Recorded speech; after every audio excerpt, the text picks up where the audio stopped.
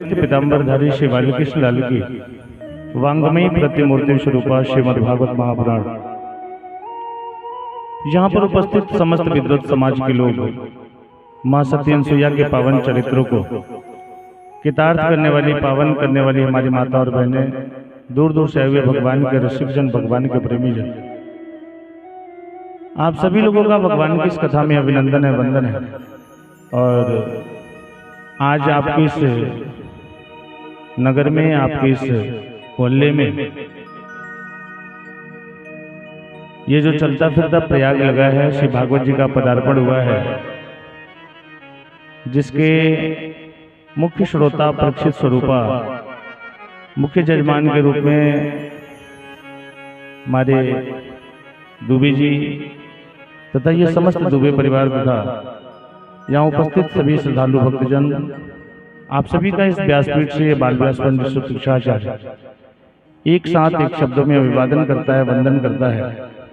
श्या राम मैं सब जग जानी, करहूँ प्रणाम जोर जुग पानी। आज कथा का प्रथम दिवस, सप्ताह यज्ञ में हम सभी बैठे हैं सज्जनों। थोड़ा सा इको को कम कर दीजिए, जगह कम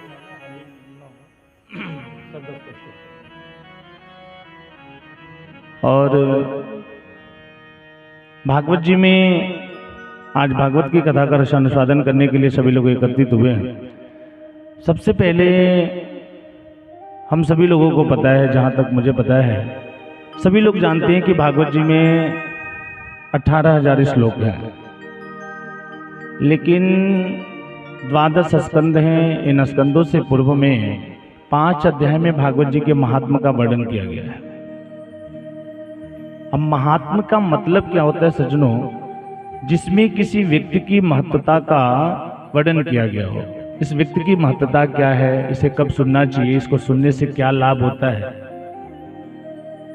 और इसको सुनने से क्या क्या प्राप्त किया जा सकता है, इसको सुनने का नियम क्या है, इन सभी बातों का विशुद्ध रूप से विवेचन किया जाए, वही महात्मा होता है। और आज हम सभी महात्मा की कथा में प्रवेश करेंगे। कई बार ऐसा होता है कि हम लोग कथा तो सुनते हैं सज्जनों, आए दिनों आजकल इस कलयुग में, कलयुग केवल नाम आधारा, कथा तो हम लोग बहुत सुनते हैं, लेकिन उसके बाद अक्सर लोग कहते हैं कथा तो सुने लेकिन याद नहीं रहा, भूल गए। 3 घंटा बैठ करके अगर पूरी कथा न भी समझ में आए तो इतना जरूर समझ में आना चाहिए कि मान लीजिए आप यहाँ बैठे हैं और यहाँ से जब आप अपने घर जाओगे तो कोई पूछे कि आज इतनी लेट करके क्यों आ रहे हो, रोज 9 बजे आ जाते थे, आज ज़्यादा टाइम हो गया, तो आप बोलोगे कि दुबे जी क्या कथा हो रही थी तो हम भी चले गए कथा सुन। और मान लीजिए किसी सत्संगी ने आपसे कह दिया कि कौन सी कथा सुन रहे थे, तो आप बोल दो कि भागवत कथा हो रही थी। किसी व्यक्ति ने भागवत का मतलब पूछ लिया आपसे कि भागवत क्या है, भागवत किसे कहते हैं, ये किसी पक्षी का नाम है, ये सुनने की वस्तु है, पीने की वस्तु है, क्या है भागवत? तो सज्जनों मैं आपको बताऊं, भागवत जी का अर्थ भागवत में ही समाहित है। और पूरी कथा ना भी समझ में आए तो सिर्फ मूल चीज आज मैं आप लोग को बताऊंगा। भागवत जी में 4 अक्षर हैं, भागवत, और इन चारों में भागवत का रहस्य छुपा हुआ है। भा का अर्थ होता है भाष्यन्ति सर्व वेदेषु, जिसमें सभी वेदों का सार तत्व छुपा हुआ है। अब सार तत्व क्या है? दही तो आप लोगों ने देखा होगा और सबके वहां होती है लगभग। अगर किसी ने आपसे पूछा कि दही का सार तत्व क्या है, सीधा सा बात है, दही का सार तत्व है मक्खन। यदि दही से मक्खन को अलग कर दिया जाए तो दही का अस्तित्व समाप्त हो जाएगा, फिर वो दही नहीं रह जाता है। उसी प्रकार से सभी वेदों का जो सार तत्व है वो श्रीमद् भागवत महापुराण में है। भाष्यन्ति सर्व वेदेषु, दूसरा अक्षर है गौ। गौ का अर्थ होता है गायन्ति शौनकादयः, शौनक आदि ऋषि जिसका गुणगान किया करते हैं। वो का अर्थ होता है वहन्ति सर्व पापेषु, जिसमें सभी प्रकार के पाप बह जाते हैं। और तो का अर्थ होता है तरंत सप्त सागरेषु, जो हमें इस संसार रूपी भवसागर से पार लगा दे, उसी का नाम भागवत है। भागवत के आगे जो श्री लिखा गया है ना, श्री के दो अर्थ होते हैं। श्री बने लक्ष्मी भी होता है, और आप लोगों ने देखा होगा जो वैष्णव लोग होते हैं ना, जब तिलक लगाते हैं तो बीच में लाल लगाते हैं। तो श्री का मतलब चंदन से भी है, यानी भागवत को श्री शब्द से अलंकृत किया गया है, सुशोभित किया गया है। तो इस प्रकार से ये भागवत का पूर्ण मतलब हुआ सच में। और दुनिया के किसी भी धर्म शास्त्र में ये सामर्थ्य नहीं है, किसी भी पुराण में ये सामर्थ्य नहीं है कि वो व्यक्ति को मुक्ति प्रदान कर दे। किंतु भागवत ये गर्जना करके कहता है कि जो व्यक्ति मेरी शरण में आ जाता है, मैं उसे इस जीवन जीवांत से और जीवन मरण के चक्र से सदैव के लिए मुक्त कर देता हूं। तो आज ऐसे परम भागवत जी का आगमन आपके इस नगर में हुआ है। और भागवत की ये परंपरा है सज्जनों, जब भी सत्संग किया जाए, कीर्तन करने बैठा जाए, प्रवचन किया जाए, तो कथा शुभारंभ करने से पहले 2 मिनट भगवत नाम संकीर्तन करना चाहिए, भगवान के नाम का आश्रय लेना चाहिए। भगवान श्री हरि से ये प्रार्थना करना चाहिए कि प्रभु मेरा मन जो इधर उधर माया के कार्यों में फंसा है, कुछ ऐसी कृपा कर दो कि आपकी कथा से जुड़ जाए और आपकी कथा हमें ठीक ठीक समझ में आने लगे। बोले वृंदावन बिहारी लाल की जय। आइए सज्जनों, हम लोग भी 2 मिनट परमात्मा के श्री चरणों में निवेदन करेंगे। उसके उपरांत जैसी गोविंद की कृपा होगी, मैं आप सभी को कथा की विषय वस्तु से परिचित कराने का प्रयास करूंगा।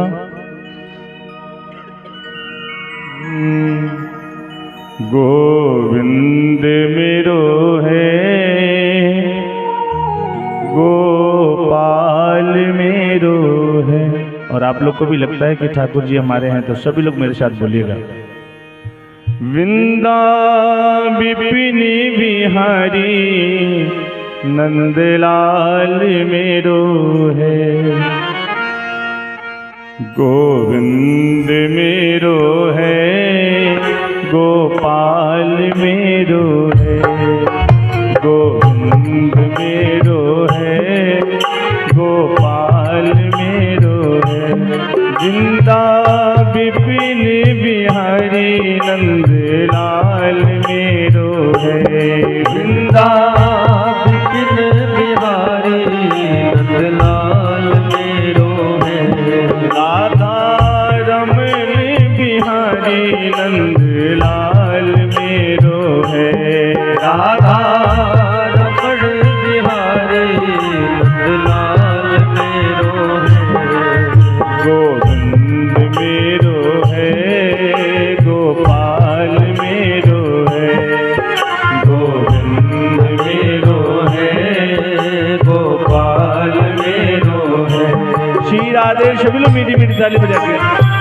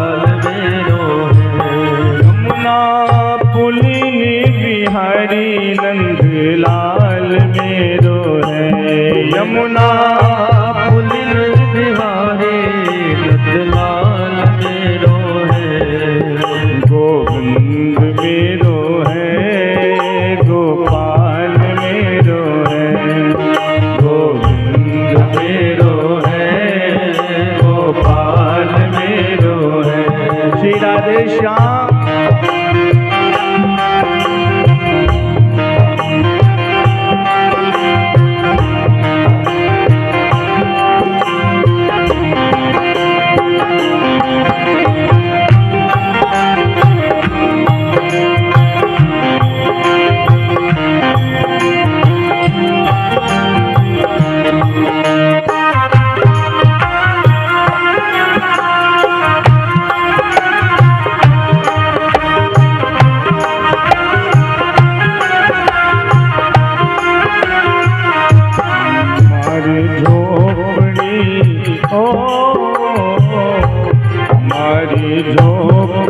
पधारो पधारो मारो श्याम, नैना जोहे जोहे थारी बात मेरे, मारी झोपड़ी पधारो पधारो मारो श्याम, नैना जोहे जोहे थारी बात मेरे।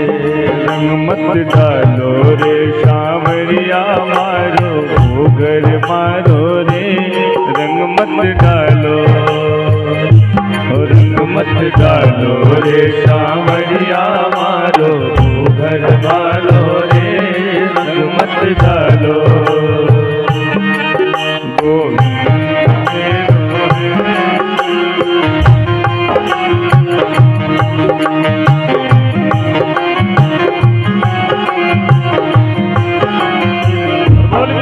बिहारी लाल की जय। जिनको लगते हैं ठाकुर जी हमारे सभी लोग हाथ उठा के ताली बजा के गाएंगे।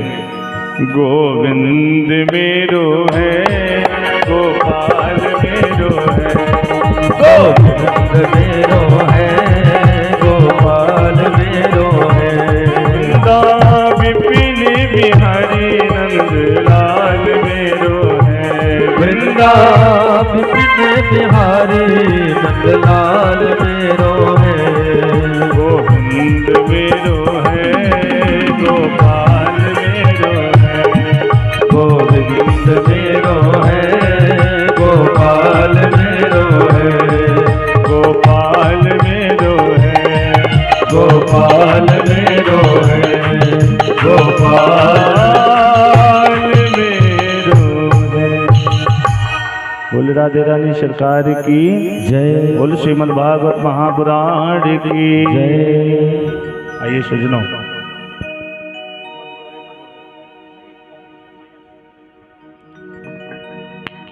हम सभी लोग कथा की विषय वस्तु में प्रवेश करें। भागवत जी के महात्म के सबसे प्रथम श्लोक में वेद व्यास जी ने बड़ी सुंदर बात कही है और कहते हैं कि अगर पूरी कथा न भी समझ में आए और 3 घंटे में अगर आपने एक श्लोक का मतलब भी समझ लिया, एक श्लोक भी समझ में आ गया, तो समझिए कि हमारा 3 घंटा बैठ के कथा सुनना सार्थक हो गया, सफल हो गया। वरना जद पढ़तम तद गुरुवे समर्पितम, जो गुरुजी ने पढ़ाया वो गुरुजी को ही समर्पित। अभी हमारे चाचा जी कह रहे थे कि हमारा एक बहुत प्यारा शिष्य था, मैं नाम नहीं रखूंगा, इस मन से सब बातें करने का कोई मतलब नहीं है। भागवत जी के महात्म्य के प्रथम श्लोक की चर्चा करेंगे और बड़ी सुंदर बात कही है वेद व्यास जी ने। सच्चिदानंद रूपाय विश्वोत्पत्त्यादि हेतवे प्रापतय विनाशाय श्री कृष्णाय वयम नमः। कितना छोटा सा श्लोक है। सच्चिदानंद रूपाय विश्वोत्पत्त्यादि हेतवे प्रापतय विनाशाय श्री कृष्णाय वयम नमः। और थोड़ा सा इसका भावार्थ समझते हैं। बोले कि सच्चिदानंद में 3 शब्द छुपे हुए हैं सज्जनों। अगर व्याकरण की दृष्टि से देखा जाए सो तो सत्य धन चित्त धन आनंद और तीनों को मिलाया तो सच्चिदानंद। विचार करने का विषय यह है कि सत्य क्या है। क्या मैं सत्य हूं, आप सत्य हो, ये मकान, ये हमारी गाड़ी, बंगला, परिवार। बोले कि महाराज इस संसार में दिखने वाला कोई भी वस्तु सत्य नहीं है, सब झूठ है। अब आप कहोगे बाबा जी आपका विवेक काम नहीं कर रहा है, सामने इतना बड़ा मकान दिख रहा है, ये 6 फीट का शरीर सामने खड़ा है और आप कहते हो कि सब झूठा है। मैं बिल्कुल सत्य कह रहा हूं। गोस्वामी जी ने रामचित मानस में लिखा है कि झूठा ही लेना, झूठा ही देना, झूठा ही भोजन, झूठ चबेना, सब कुछ झूठा है। क्योंकि हम सभी को पता है कि सत्य कभी समाप्त नहीं होता है, सत्य कभी भी समाप्त नहीं होता है, और जो समाप्त हो जाए वो कभी सत्य हो ही नहीं सकता है। और इस संसार में दिखने वाली जितनी भी वस्तुएं आपको दिखाई दे रही हैं, उनमें से किसी भी एक वस्तु का मुझे नाम बताइए जो कभी समाप्त ना होता। बोले महाराज ये शरीर आज है कल नहीं रहेगा, ये मकान आज दिख रहा है कल हो सकता है मकान ना रहे, ये गाड़ी आज है कल ये स्क्रैप में कट जाएगी, इसका भी कोई भरोसा नहीं। बोले जब हर चीज समाप्त होने वाली है तो समाप्त होने वाली चीज सत्य कैसे हो सकती है? फिर बोले सत्य क्या है? आखिर वेद व्यास जी ने लिखा है ना, सत्य धन चित धन आनंद। तो सत्य क्या है? आप सबने देखा होगा कि अगर कोई व्यक्ति जब मर जाता है और उस मरे हुए व्यक्ति को लोग अपने कंधे पे रख के शव यात्रा में जब जाते हैं, उस समय हर व्यक्ति के मुख से एक शब्द निकलता है, सब लोग बोलते हैं क्या? राम नाम सत्य है। अब विचार करिए कि क्या ये राम नाम उस मरे हुए व्यक्ति को सुनाने के लिए बोला जाता है? जब कोई मरता है तभी लोग बोलते हैं, लेकिन क्या उस मरे हुए व्यक्ति को सुनाया जाता है? वो तो मर गया, वो सुनने तो आ नहीं रहे। ये जो लोग साथ में जाते हैं ना, उनको बताने के लिए कि देखो ना कितना भला आदमी था, इतना पैसा कमाया, इतना नाम शोहरत सब कुछ कमाया, क्या लेके गया? कुछ लेके नहीं गया। इस संसार में कुछ भी सत्य नहीं है, केवल परमात्मा का नाम ही सत्य है। यहाँ पर एक शुक्ति काम करती है। मेरे गुरुजी मुझसे कहा करते थे, बेटा सत्यम वदामि ब्रह्म वदामि, सत्य बोलिए लेकिन ऐसा सत्य मत बोलिए जो अच्छा न लगे। हर व्यक्ति को पता है ना कि राम नाम सत्य है, ये बात सिद्ध हो गई ना। लेकिन मान लीजिए कि आपके मोहल्ले में किसी के वहां शादी विवाह हो, और जब शादी विवाह रहता है तो 1 महीना पहले से मंगल गीत होती है, माताएं खूब गीत गाती हैं, और उसके दरवाजे पे चले जाइए, आप ताली बजा बजा के नाच नाच के कहिए कि राम नाम सत्य है, राम नाम सत्य है। वो क्या करेगा? घर में जो सबसे बढ़न लाठी हुई ना तो लेके, अरे हमारे द्वार मिलल राम नाम सत्य करे खातिर। तो ये सिद्ध हो गया कि सत्य क्या है? परमात्मा का नाम ही सत्य है। दूसरा शब्द है चित्त। चित्त का अर्थ होता है, चित्त मने होता है प्रकाश। ये लाइट जल रहा है ना, प्रकाश किया है। सो क्या वेद व्यास जी ने इस बल्ब की बात लिख दी भागवत जी में? बोले नहीं, हम इस प्रकाश की बात नहीं करते। इस प्रकाश को बिजली की आवश्यकता है, अभी बिजली भग जाए तो लाइट बंद हो जाएगा। हम उस प्रकाश की बात करते हैं जो कभी किसी से प्रकाश नहीं लेता, उसे कभी किसी से प्रकाश लेने की आवश्यकता नहीं है, बल्कि अपने प्रकाश से वो सारी दुनिया को प्रकाशित करता है। ऐसा कौन है? बोले वो भी परमात्मा ही है। यानी सत्य भी परमात्मा और चित्त भी परमात्मा। तीसरा शब्द है आनंद, और आनंद तो अद्भुत शब्द है सज्जनों। दुनिया में हर चीज का, हर वस्तु का विलोम शब्द बना है। दिन का उल्टा रात, स्त्री का पुरुष, सुख का दुख, अमीर का गरीब, लेकिन आनंद एक ऐसा शब्द है जिसका कोई विलोम शब्द नहीं है। मुझे आज तक कभी किसी डिक्शनरी में पढ़ने के लिए नहीं मिला, और आप लोगों को पता होगा तो मुझे जरूर बताइएगा। हम थोड़ा कम पढ़े लिखे हैं, और जहां भी जाता हूं तो कुछ ना कुछ सीखता हूं लोगों से, और फिर दूसरी जगह जाता हूं तो उसी बात को बताता हूं। ये कथा एक बार मैं लखनऊ में कर रहा था, एक सज्जन ने मुझसे कहा महाराज जी आनंद का भी उल्टा होता है। मैंने कहा तो बता दीजिए महाराज, मुझे तो नहीं पता है। बोले आनंद का विलोम शब्द होता है निरानंद। हमने कहा नीरा तो आपने अपनी तरफ से लगा दिया, आनंद के आगे नीरा लगा दोगे तो निरानंद हो जाएगा, परा लगा दोगे परानंद हो जाएगा। लेकिन आनंद अभी भी वहीं का वहीं पड़ा हुआ है। आनंद एक ऐसा शब्द है सज्जनों जो कभी भी किसी भी परिस्थिति में बदलता नहीं है। अब एक बात बताइए, अगर किसी व्यक्ति को आनंद आता है तो क्या करता है? हंसता है कि रोता है? हंसता है ना, कहता बड़ा आनंद आ रहा है। और जब किसी को मजा आता है तो तब भी हंसता है वो। परिस्थितियां दोनों में एक जैसी होती हैं, लेकिन वस्तु दोनों अलग अलग है। आनंद कभी मजा नहीं हो सकता और मजा कभी आनंद नहीं हो सकता है। बोले मजा वो होता है ना जो दूसरे को परेशान करके लिया जाता है।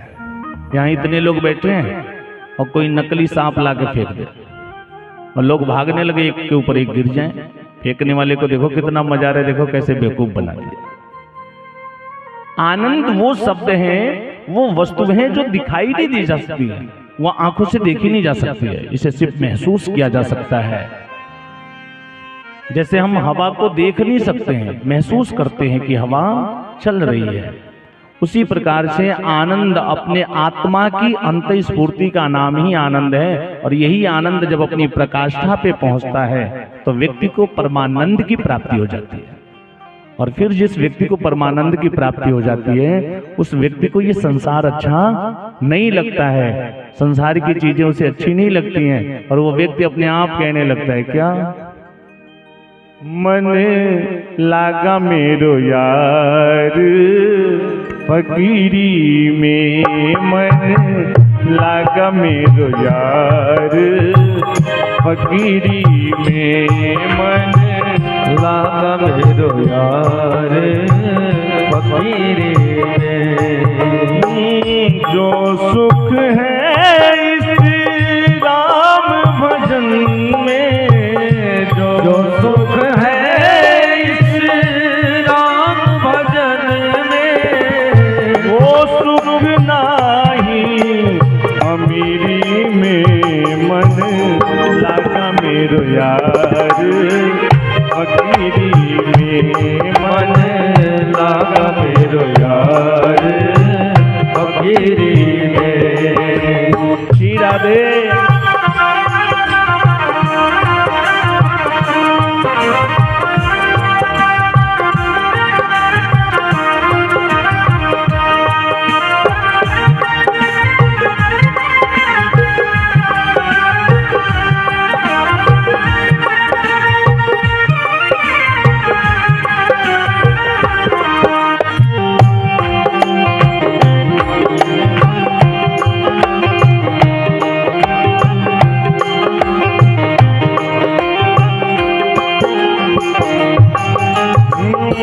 जो सुख है इस राम भजन में, जो सुख है इस राम भजन में। और देखिए मैं बताऊं आप लोगों को, आज के समय में कोई फकीर बनना नहीं चाहता। अगर किसी माँ के पास 4 बेटे हों और आप उसके पास जाके कहिए कि माता जी आप अपने एक बेटे को मुझे दे दो, मैं इसे ले जाकर के संत बना दूंगा, फकीर बना दूंगा, साधु बनाऊंगा, वो अपने बेटे को चोर बना देगी, डाकू बना देगी, जेब कतरा बना देगी, लेकिन संत बनने के लिए नहीं बेचेगी। वाह वाह रे मौज फकीरा का, वाह वाह रे मौज फकीरा का, वाह वाह रे मौज फकीरा का, वाह वाह रे मौज फकीरा का। जो सुख है इस राम भजन में, जो सुख है इस राम भजन में, वो सुख नाही अमीरी में, मन लागा मेरो यार फकीरी में, मन लागा मेरो यार फकीरी में, मन लागा मेरो यार फकीरी में, मन लागा मेरो यार फकीरी में। सज्जनों, हम लोग चर्चा कर रहे थे सच्चिदानंद की। सत्य भी परमात्मा, चित्त भी परमात्मा और आनंद भी परमात्मा, और इन तीनों को मिलाया तो सच्चिदानंद हो गया। सच्चिदानंद रूपाया, जो इन तीनों रूपों में प्रतिष्ठित रहता है। विश्वोत्पत्त्यादि हेतुवे, जो इस विश्व की उत्पत्ति का हेतु है, कारण है। तापत्रय विनाशाय, जो तीनों प्रकार के तापों को विनाश करने की शक्ति रखता है। अब ये 3 प्रकार के ताप कौन कौन से हैं सचिन इस संसार में? आप किसी भी व्यक्ति के पास चले जाइए, आप जिसको बहुत अच्छा मानते हैं कि बहुत सुखी है, बहुत अच्छे हैं, बहुत पैसा है उनके पास, ऐसे व्यक्ति के पास जाइए और कहिए कि भैया अपने हृदय पे, अपने दिल पे हाथ रख के बताइए कि क्या आप इस संसार में सुखी हो। मुझे लगता है कि 100 में कोई 2, 4, 5 लोग मिलेंगे जो ये कहेंगे कि हाँ भैया मैं बड़ा खुश हूं। और वो जो 5 लोग होंगे ना, वो निश्चित रूप से परमात्मा के कोई अनन्य भक्त होंगे, भगवान की उनके ऊपर असीम कृपा होगी। वरना 95% लोग आपको ऐसे ही मिलेंगे, वो कहेंगे काहे का सुख यार, बहुत टेंशन है। ये जो 3 प्रकार के ताप है ना, इस संसार में रहने वाला हर व्यक्ति कहीं ना कहीं इन 3 प्रकार के तापों से घिरा हुआ है। अब ये 3 प्रकार के ताप कौन कौन से हैं? वो स्वामी जी ने तो रामचरितमानस में लिखा है कि दैहिक दैविक भौतिक तापा, राम राज का खून ही व्यापा। दैहिक दैविक भौतिक तापा, राम राज का खून ही व्यापा। श्री राम जय राम जय जय राम, जय जय विघ्न हरन हनुमान। श्री राम जय राम जय जय राम, जय जय विघ्न हरन हनुमान। श्री राम जय राम जय जय राम। दैहिक दैविक भौतिक ताप, 3 प्रकार के ताप बताए गए। अब सज्जनों, जो ग्रेजुएशन वाले होंगे ना, उनके समझ में आया होगा कि दैहिक दैविक और भौतिक का मतलब क्या है। और उससे नीचे वाले लोगों को अभी भी समझ में नहीं आया होगा कि दैहिक दैविक और भौतिक का मतलब क्या होगा। उनके लिए बताऊं, बताइए कि कोई तन दुखी, कोई मन दुखी, कोई धन बिन रहत उदास, और थोड़े थोड़े सब दुखी, सुखी राम के दास। इस संसार में कोई तन से दुखी है, कोई मन से दुखी है, कोई धन के लिए दुखी है। अब विचार करिए कि तन से कैसे दुखी होते। मान लीजिए कि कोई बहुत बड़ा सेठ है, 50 फैक्ट्रियां चलती हैं उसकी, अरबों खरबों की संपत्ति है, उसे खुद भी नहीं पता कि मेरे पास कितना धन है। लेकिन उस व्यक्ति की शरीर को रोगों ने ग्रस लिया है, वो अपने शरीर से अस्वस्थ है। वो जब बैठ जाता है ना, तो उसे उठाने के लिए 2-4 लोगों की आवश्यकता पड़ती है। उसके घर में इतना पैसा है कि उसका नौकरी करने वाला, उसके वहां जो नौकरी करने वाला उसका नौकर है, वो रोज पनीर के पकौड़े खाए फिर भी पैसे कम नहीं होंगे। लेकिन वो सेठ जब शाम को भोजन करने बैठता है ना, तो वो सूखी रोटी खाता है। किसी ने कहा, सेठ जी, हम लोग सोचते हैं हमारे पास पैसा होता तो सीजन की जो बढ़िया वाली सब्जी होती वो खाते, और आप सूखा रोटी खा रहे। वो सेठ रोने लगा और कहता है कि क्या बताऊं, मुझे डॉक्टर साहब ने बना किया है, मुझे बोला है कि अगर जिस दिन मैं घी वाली रोटी खा लूंगा ना, तेल मसाले वाली सब्जी खा लूंगा, हार्ट अटैक का खतरा बढ़ जाएगा। उसके पास है तो सही, लेकिन वो खा नहीं रहा है। वो तन से दुखी है, और मन से कैसे दुखी होते हैं। मान लीजिए कि किसी पिता के पास एक ही पुत्र है, और उस पिता ने अपने पुत्र को पढ़ाने के लिए पूरी जीवन मेहनत मजदूरी किया। मन में ये उम्मीद है, ये इच्छा है कि एक दिन मेरा बेटा पढ़ करके बहुत बड़ा आदमी बनेगा। उस बाप ने इस कठोर धूप में भी खड़े होकर के 8-8 घंटे काम किया, मजदूरी किया, बेटे को पढ़ने के लिए विदेश भेज दिया। ऐसा भी समय आया कि उसे अपना खेत भी, जो जमीन है वो भी गिरवी रखना पड़ा, मकान भी बंधक रख दिया। लेकिन इस उम्मीद में जी रहा है कि मेरा बेटा एक दिन पढ़ करके आएगा तो बहुत बड़ा डॉक्टर बनेगा, बहुत बड़ा इंजीनियर बनेगा, और उस दिन बड़े घरों से रिश्ता आएगा मेरे लिए, और तब मैं लोगों से कहूंगा कि ये मेरा बेटा है। पूरे जीवन उसने मेहनत किया, बेटा पढ़ करके विदेश से वापस भी आ गया। सचनो, लेकिन जब पढ़ करके वापस आया, आने के बाद बहुत बड़ी कंपनी में नौकरी मिल गया, बेटा इंजीनियर बन गया। अब बाप बहुत खुश हो रहा है।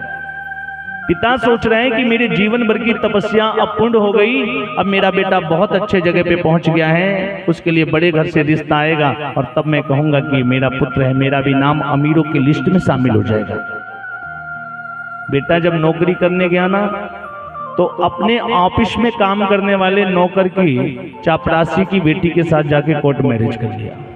और ये बात जब पिता को पता चला तो वो पिता मन से दुखी।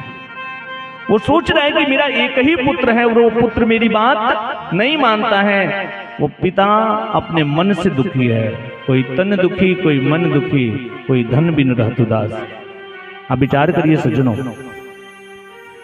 एक गरीब व्यक्ति है, सवेरे सवेरे वो उठता है और मजदूरी की तलाश में अपने घर से शहर की तरफ भागता है।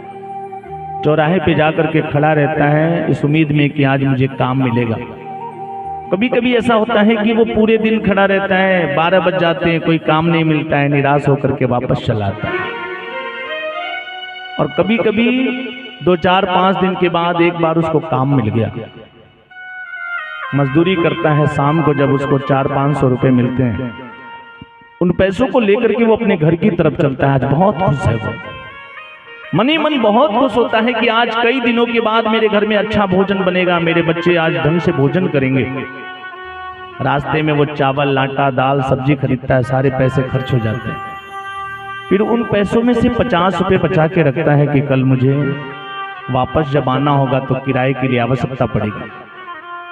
सारे सामग्री को लेकर के जब अपने घर पहुंचता है, ले जाकर के अपनी पत्नी को देता है। अपनी पत्नी से कहता है, देवी ये लो, आज सुंदर भोजन बनाओ, आज कई दिनों के बाद मेरे बेटे अच्छे से भोजन करेंगे, हम सभी लोग मिलकर के एक साथ भोजन करेंगे। उसकी पत्नी भोजन बनाना शुरू करती है और जैसे ही भोजन बन करके तैयार होता है, भोजन करने की बारी आती है, इतने में ठाकुर जी की महिमा देखिए। इतनी जोर से बारिश होने लगती है ना, और उसके पास घर नहीं है, झोपड़ी है। उस झोपड़ी में चारों तरफ पानी अपने आप गिरने लगता है। अब वो कौन भोजन करे? वो अपने पुत्रों को, अपने बच्चों को लेकर के कभी इस कोने में कभी उस कोने में छिपता है कि अगर भीग गए तो मेरे बेटे बीमार हो जाएंगे, मैं कहां से इतना पैसा लाऊंगा। वो पूरी रात अपने बच्चों को लेकर के इधर उधर भागता रहा, कभी इस कोने कभी उस कोने, सारा भोजन पड़ा का पड़ा रह गया। सवेरा होने को वहां, तब वो भगवान को याद करता है और भगवान से कहता है कि गोविंद, मैं लोगों के लिए मल्टीपर्पज बिल्डिंगें बनाता हूँ, 5 स्टार होटल बनाता हूँ, अगर मेरे पास भी थोड़ा धन होता तो मैं भी अपने लिए एक छोटा सा घर बना लेता, एक आयन बना लेता। अगर ऐसा हो जाता तो आज मेरे पुत्र, मेरे बच्चे भीगते तो नहीं बारिश में। वो भगवान को याद करता है, वो धन के लिए उदास है, कोई धन बिन रहत उदास, और थोड़े थोड़े शब्द दुखी, सुखी राम के दास।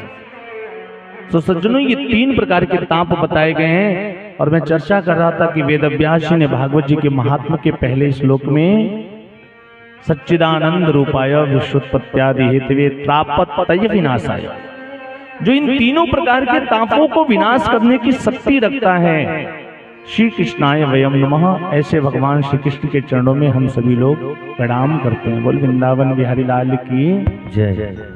ये भागवत जी के पहले श्लोक का मतलब है, महात्मा का पहले श्लोक का मतलब मैंने आप लोग को बताया। आगे आज मैं आप लोग को, जैसे हम लोग इस पवित्र भूमि पे बैठ करके कथा श्रवण कर रहे हैं ना, ऐसी देवताओं को जब कथा सुनने की इच्छा होती है तो देवता लोग कहाँ जाते हैं आपको पता है? स्वर्ग में ये कथा नहीं हो सकती है। देवलोक में देवता चाह करके भी कि हम कथा सुन ले, वो कथा नहीं सुन सकते। जब उन्हें कथा सुनने की इच्छा होती है तो अपने इस उत्तर प्रदेश में एक बड़ा सुंदर स्थान है, उसी स्थान पे सभी देवता एकत्रित होते हैं कथा श्रवण करने के लिए। सीतापुर जिले में एक जगह है नैमिषारण्य क्षेत्र। वो स्वामी जी ने लिखा है कि तीरथ बर नैमिष विख्याता अति पुनीत साधक सिद्धिदाता, जहां पर 88,000 सौनक आदि ऋषियों ने तपस्या किया है। आज उसी पवित्र भूमि पे मैं आप सभी को लेके चल रहा हूं। 88,000 संतजन प्रातः काल अपने संध्या वंदन को करके निवृत्त होकर के अपने आसन पे बैठे हैं, और उन्हीं संतों के बीच में श्री आदरणीय सूत जी महाराज का आगमन हुआ, जिनका मात्र 16 वर्ष की अवस्था है, चौड़ा वक्षस्थल है, ललाट पे चमक है, तेज चमक रहा है। उन संतों के बीच में सूत जी महाराज जब पहुंचे ना, तो जो भी पहले से 88,000 संत लोग बैठे थे, वो सभी उठ करके खड़े होने लगे, उनका अभिवादन करने लगे। हम यहाँ बैठे, हमारे बीच में कोई विशिष्ट व्यक्ति आ जाए, हमसे श्रेष्ठ व्यक्ति आ जाए, तो हम अपना आसन छोड़ के उसको कहते हैं ना, भैया आप बैठे ना बैठे। आज उसी प्रकार से सभी संत लोग सूत जी महाराज का अभिवादन करने लगे। सूत जी को बड़ा संकोच लग रहा है। सूत जी ने कहा कि आप लोग उम्र में मेरे बाबा, मेरे पिता, मेरे परबाबा की उम्र के हो, और मैं मात्र 16 वर्ष का हूं, आप लोग मुझे प्रणाम कर रहे हो, अच्छा नहीं लग रहा है, मुझे बड़ा संकोच लगता है। उन संतों ने सूत जी से कहा कि हे सूत जी, धन वृद्धा बल वृद्धा आयु वृद्धा तथैव च ते सर्वे अपि ज्ञान वृद्धाश्च किंकिरा शिष्य किंकिरा। बोले कि कोई धन में बड़ा होता है, कोई बल में बड़ा होता है, कोई व्यक्ति आयु में बड़े होते हैं, पर वास्तव में बड़ा वही होता है ना जो ज्ञान में बड़ा होता है। और हे सूत जी, आप तो करोड़ों सूर्यों के समान आपके अंदर तेज भरा हुआ है, ज्ञान भरा है। तो आप अपने ज्ञान रूपी प्रकाश से हमारे अंदर जो अंधकार शिविर बना करके बैठा है, महल बना करके बैठा है, उस अंधकार को ध्वस्त कर दीजिए। ऐसी कुछ कथा करिए। कृष्णम प्राप्ति करम तत्व साधनम तद्दादुना। आप ऐसी कृपा करिए कि हमारा मन भगवान की कथा में लग जाए। कृष्णम प्राप्ति करम तत्व साधनम तद्दादुना, अर्थात भगवान की प्राप्ति कैसे हो जाए। सूत जी कहते हैं, बड़ा सुंदर प्रश्न किया आप लोगों ने। संतों के पास कभी भी जाकर के बेकार की बातें नहीं करनी चाहिए। अगर कभी आपको कोई संत मिल जाए, वैसे संतों का पहचान करना भी बड़ी कठिन है। आज के परिवेश में आपको संत कम लेकिन पाखंडी बहुत ज्यादा मिलेंगे। अभी कुंभ में देख रहे हैं ना कैसे कैसे लोग वायरल हो रहे हैं। लेकिन अगर कभी वास्तव में कोई संत मिल जाए आपको, तो संत के पास जाकर के कभी बेकार की बातें नहीं करनी चाहिए। ये नहीं पूछना चाहिए मेरे बेटे की नौकरी कब लगेगी, लड़के का विवाह कब होगा। अरे ये तो समयानुसार जो तय है वो होना ही नहीं। अगर कभी संत मिले, कहते हैं कि अन्न का कण और संत का क्षण कभी बर्बाद नहीं करना चाहिए। तो आज सूत जी महाराज बड़े प्रसन्न हैं। कहते हैं कि मैं तमाम ऐसे लोगों को जानता हूं। वो लोग जब कथा में बैठते हैं ना, 3 घंटे की कथा में, तो 30 बार घड़ी पे नजर मारेंगे, कब 3 घंटा पूरा होगा, कब 9 बजेगा, कब महाराज जी जल्दी से आरती करेंगे, कब प्रसाद वितरण होगा। और वही लोग जब कहीं चौराहे पे ताश खेलने के लिए बैठ जाते हैं, तो सुबह 9 बजे शुरू करेंगे और कब शाम के 4 बज जाएंगे, टाइम का पता ही नहीं रहता।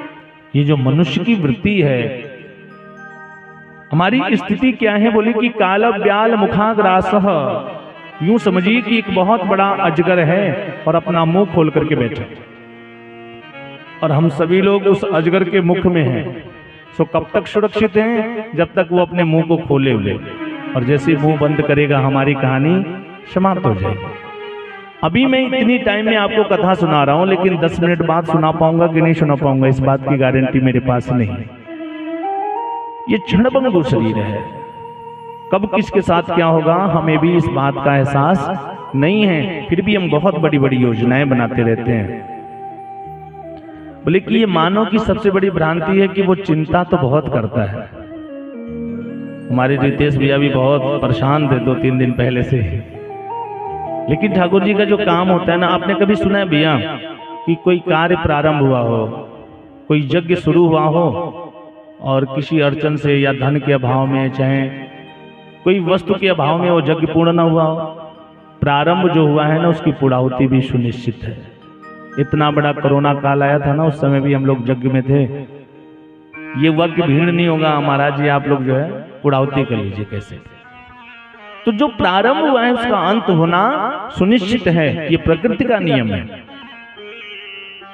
तो हमें परमात्मा के कार्य के लिए बहुत ज्यादा चिंता करने की जरूरत नहीं है। वो अपना कार्य अपने हिसाब से करवाता है, हम तो मात्र निमित्त हैं, वो साधन है, और वो जैसे चाहता है वैसे करवाता रहता है आपसे। वैसे बड़ी सुंदर व्यवस्था किया है रितेश भाई आपने, कम दिनों में ही बहुत सुंदर प्रयास किया आपने। बोले कि मनुष्य की ये वृत्ति है कि वो चिंता ज्यादा करता है, चिंतन नहीं करता है। और चिंता संसार की होती है और चिंतन परमात्मा का होता है। चिंता में चिता की तरफ लेके जाती है और चिंतन परमात्मा की तरफ लेके जाता है। इसलिए सूत जी कहते हैं कि भागवत कथा सुनने का अधिकार है हमें। श्रीमद् भागवत ग्रंथ है, ये भागवत महान सदग्रंथ है, ये ऐसा ग्रंथ है जो हमें मुक्ति दिला देता है। लेकिन इस भागवत कथा का अधिकार, सुनने का अधिकार कभी कभी देवताओं को भी प्राप्त नहीं होता है। एक बार जब श्री सुखदेव जी महाराज राजा परीक्षित को कथा सुनाने जा रहे थे और देवता लोग को पता चला, तो देवता लोग स्वर्ग से अमृत का कलश लेके आ गया। बोले महाराज आप परीक्षित को कथा इसलिए सुना रहे हो ना क्योंकि परीक्षित को मृत्यु का भय है। परीक्षित को ये डर है कि आज के 7वें दिन उसे सर्प डस लेगा और वो मर जाएगा। तो ये अमृत का कलश हम लाए हैं, अमृत पिला दीजिए, अमर हो जाएगा ये, इसे कभी मृत्यु होगी ही नहीं, मृत्यु का कोई भय नहीं रहेगा इसे। लेकिन उसके बदले में ये जो भागवत कथा अमृत आप इसको सुनाने जा रहे हो ना, ये हमें सुना दीजिए। सूत श्री सुखदेव जी महाराज देवताओं को अभक्त समझते हैं, डांट करके भगा दिया। अरे तुम तो सौदागर बन करके आए हो, यदि श्रोता बन करके आते तो मैं कथा अवश्य सुनाता, लेकिन तुम तो व्यापार करने के लिए आए हो और सौदा भी बराबर में होता है। ये कैसा सौदा है? किसी व्यक्ति से हीरा ले लिया जाए और उसके बदले में कांच का टुकड़ा दे दिया जाए उसको। आपका ये भागवत, ये जो अमृत है ना, पी के व्यक्ति अमर हो सकता है, मुक्त नहीं हो सकता है। मान लीजिए हम अमर हो जाएं, लेकिन काल का प्रभाव तो हमारे जीवन पे पड़ेगा ना। हम बिल्कुल वृद्ध हो गए, अमर हैं, हम मर नहीं सकते हैं, लेकिन उठ के चल भी नहीं पा रहे। सो ये बताइए ऐसा जीवन जीना अच्छा है? अपने ही लोग कहेंगे अरे शरीर से दुर्गंध आने लगेगा, घर के ही लोग नहीं बात करना पसंद करेंगे। और ये जो भागवत कथा अमृत है ना, इसको पीने के बाद व्यक्ति जीवन मरण के चक्र से ही मुक्त हो जाता है। उसे परमात्मा अपने श्री चरणों में स्थान दे देता है। जन्म जन्म मुनि जतन कराही, अंत राम मुख आवत नहीं। इसलिए सभी देवता लोग ब्रह्मा जी के पास जाकर के शिकायत करने लगे। तब ब्रह्मा जी ने एक तराजू मंगाया, तराजू के एक पलड़े पे भागवत जी को रखा, दूसरे पलड़े पर दुनिया के जितने भी सदग्रंथ थे, पुराण थे, उनको रखा। और जब तराजू को उठाया गया तो भागवत जी वाला पलड़ा नीचे की तरफ झुका रह गया। इससे ये सिद्ध हो गया कि सभी पुराणों का जो सार है वो श्रीमद् भागवत महापुराण है। मैंने अभी पहले ही बात में आप लोगों को बताया था कि भाष्यन्ति सर्व वेदेषु, सभी वेदों का जो सार तत्व है वो श्रीमद् भागवत महापुराण है। बोल वृंदावन बिहारी लाल की जय। आज सूत जी कहते हैं कि ये भागवत कोई पुस्तक नहीं है, कोई पोथी नहीं है, बल्कि साक्षात भगवान श्री कृष्ण का विग्रह स्वरूप है। साक्षात कृष्ण वही, ये साक्षात भगवान का स्वरूप है। अगर आपके घर में भागवत की पुस्तक रखी है ना, तो कभी ऐसा भाव मत रखिए कि ये पोथी है उठा के फेंक दीजिए, ऐसा मत करिए। ये समझिए कि साक्षात मेरे घर में ठाकुर जी बैठे हैं, और आप ऐसा मान करके अगर उनका चिंतन करेंगे ना, तो निश्चित ही आपको उस पुस्तक में ठाकुर जी दिखाई देंगे। और आज पहला दिन है, इसलिए आप लोग को बता रहा हूं कि भागवत एक कल्प वृक्ष की तरह है। सच में इस संसार में दो वस्तुएं ऐसी है ना, एक कल्प वृक्ष, दूसरा चूड़ामणि। और दोनों की महत्वता यह है कि अगर कोई व्यक्ति कल्प वृक्ष के नीचे बैठ करके मन में जो भी कामना करता है उसको अवश्य मिल जाती है। और चूड़ामणि का भी यही प्रभाव है। चूड़ामणि के सामने आप बैठ करके जो भी मन में उनसे मांगिए वो अवश्य देता है। भागवत भी उसी कल्प वृक्ष की तरह है। जिन लोगों ने भी भागवत के शरण को ग्रहण किया और उस व्यक्ति ने भागवत से जो मांगा उसको वो मिला है। किसी ने मुक्ति मांगी, किसी ने भक्ति मांगी, किसी ने ऐश्वर्य मांगा। भागवत जी का हम लोग तमाम प्रकार से अनुष्ठान करते हैं सज्जनों, करवाया भी जाता है। ऐसा नहीं कि भागवत कथा सिर्फ सुनने के लिए होता है। आगे की कथा में भी वर्णन आएगा कि जिस प्रेत की गया में पिंडदान करने से भी मुक्ति नहीं होती है ना, वो प्रेत भी अगर कथा सुन लेता है तो वो भी मुक्त हो जाता है। ये कल्प वृक्ष की तरह है, जो भी आप मन में कामना करोगे आपको निश्चय ही प्राप्त होगा। सच में आज सूत जी कहते हैं कि हे शौनक आदि ऋषियों, भागवत कथा का प्रचार प्रसार करने के लिए नारद जी ने अपने पिता ब्रह्मा जी से इसका ज्ञान अर्जित किया था, लेकिन इसके सप्ताह श्रवण की विधि क्या है, सुनने का नियम क्या है, ये नारद जी को ब्रह्मा जी ने नहीं बताया था, उन्होंने सिर्फ भागवत बताया था। इसका जो नियम है ये इन्होंने शनक सनंदन सनातन सनत कुमार से सीखा था। अब तो ऋषियों को बड़ा आश्चर्य हुआ। ऋषियों ने कहा नारद जी ऐसे संत हैं जो कभी एक जगह पे रुकते नहीं, हमेशा इधर उधर भागते रहते हैं, कभी यहाँ कभी वहां। और ये सनक सनंदन सनातन सनत कुमार ऐसे संत हैं जो कभी इधर उधर जाते नहीं है, एक जगह पे स्थित रहते हैं। फिर इन दोनों का संजोग कैसे बना कि नारद जी ने इनसे भागवत कथा की नियम और सप्ताह विधि को सीखा। बोले कि महाराज एक बार की बात है, और ध्यान से सुनेंगे, यहीं से कथा प्रारंभ हो रही है। बोले कि एक बार की बात है, सूत जी कहते हैं देवर्षि नारद बड़ी तीव्र गति से दौड़ते हुए जा रहे थे, और वहीं बद्रीनाथ धाम में विराजमान चारों भैया सनक सनंदन सनातन सनत कुमार जो भगवान के अवतार माने जाते हैं, इन्होंने नारद जी को देखा। नारद जी को देखते ही सनत कुमारों ने नारद जी से कहा, कथम ब्रह्मादनी मुखम कुतश्चिंता तुरो भवान त्वरितम गम्यते कुत्र कुताश गमनम तवः। कथम ब्रह्मादनी मुखम, हे नारद जी महाराज, आज आपके मुखमंडल पे मलिनता क्यों छाई हुई है? हमने सुना है कि कोई रोता हुआ व्यक्ति, शोक सागर में डूबा हुआ व्यक्ति यदि नारद जी को देख ले तो वो भी प्रसन्न हो जाता है, और आज आपके मुखमंडल पे 12 बज रहे हैं, या मलिनता क्यों छाई हुई है? किस शोक सागर में डूबे हैं, इतनी उदासी? नारद जी चारों भाइयों के चरणों में गिर गए, साष्टांग लौट करके और जोर से रुदन करने लगे, रोने लगे। नारद जी कहते हैं कि क्या बताओ, अहम तो पृथ्वी या तो ज्ञात्वा सर्वोत्तमामिति पुष्करम च प्रयागम च काशी गोदावरी तथा। महाराज मैं इस पृथ्वी पर आया, पृथ्वी को श्रेष्ठ मान करके हरि क्षेत्र में गया, कुरुक्षेत्र गया, सेतबंधु रामेश्वर गया, लेकिन सत्य कहता हूं मुझे कहीं पे भी शांति नहीं मिली। संत कुमारों ने कहा नारद जी इतने इतने बड़े तीर्थों में जाने के बाद भी आपको शांति क्यों नहीं मिली? बोले कि क्या बताऊं महाराज, ना पश्यम कुतिशर्म मन संतोष कारिकम कलिना धर्म मित्रेण धरेम बदिता धुना। अर्थात बोले कि कोई किसी से सत्य नहीं बोलता। कौन कह रहा है ये? नारद जी सनत कुमारों से कह रहे हैं। मैं इस पृथ्वी लोक पे आकर के देखा, मैंने देखा कि यहाँ पर कोई किसी से सत्य नहीं बोलता, सब लोग झूठ बोलते हैं।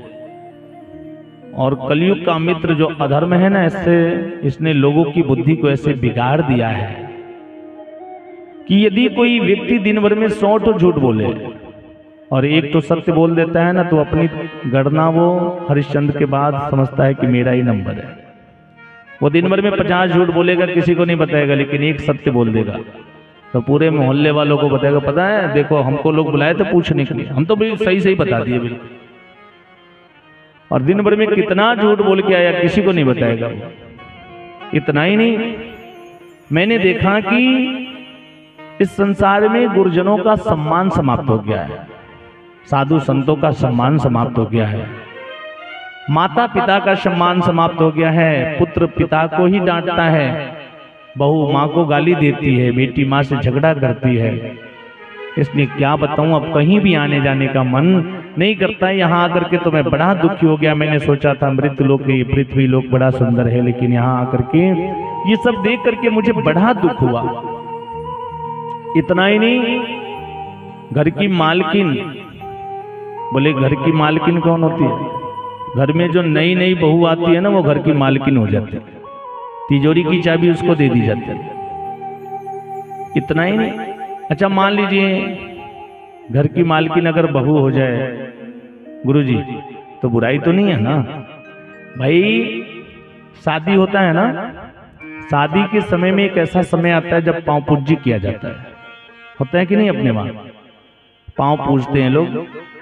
उस समय कन्या को लक्ष्मी और वर को विष्णु का स्वरूप मान करके उसकी पूजा की जाती है। किसी के घर में जब नई नई बहू आती है तो सासू माँ लोग क्या कहती हैं? हमारे घर के लक्ष्मी है, आज हमारे घर में लक्ष्मी के आगमन भइल बा, बेटी पहले हई गोड़ आगे रखी है। लोग कहते हैं ना इसका अंश बड़ा अच्छा है, कुछ लोग कहते हैं हमारे घर की लक्ष्मी है। अगर आपने मान लिया कि बहू घर की लक्ष्मी है,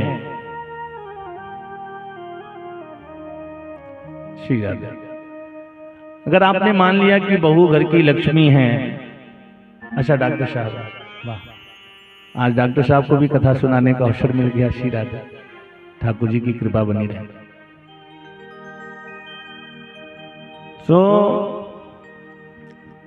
अगर हमने मान लिया कि वो हमारे घर की लक्ष्मी है और लक्ष्मी मान के उसका पूजन किया जाता है, तो तिजोरी की चाबी लक्ष्मी के हाथों में चली जाए तो क्या बुराई है? बुराया नहीं मानना चाहिए ना इसके लिए। लेकिन यदि हम कोई कार्य करते हैं तो घर में जो बड़े बुजुर्ग माता पिता हैं उनसे भी परामर्श लेना चाहिए। किंतु यहाँ क्या होता है, घर की मालकिन तो हो जाती है बहू, लेकिन जब कुछ परामर्श होना होता है तो घर के माता पिता से नहीं पूछते। बेटा कहता है पिताजी तो रिटायर हो गए ना, अब इनका दिमाग काम नहीं कर रहा है, तो दिन भर आदत है हमेशा बोलते रहने की, इनका दिमाग अब ठीक नहीं है, काम नहीं कर रहा है। परामर्श लेना होगा तो ससुराल में फोन करेगा और फिर किससे? साले साहब से पूछेगा।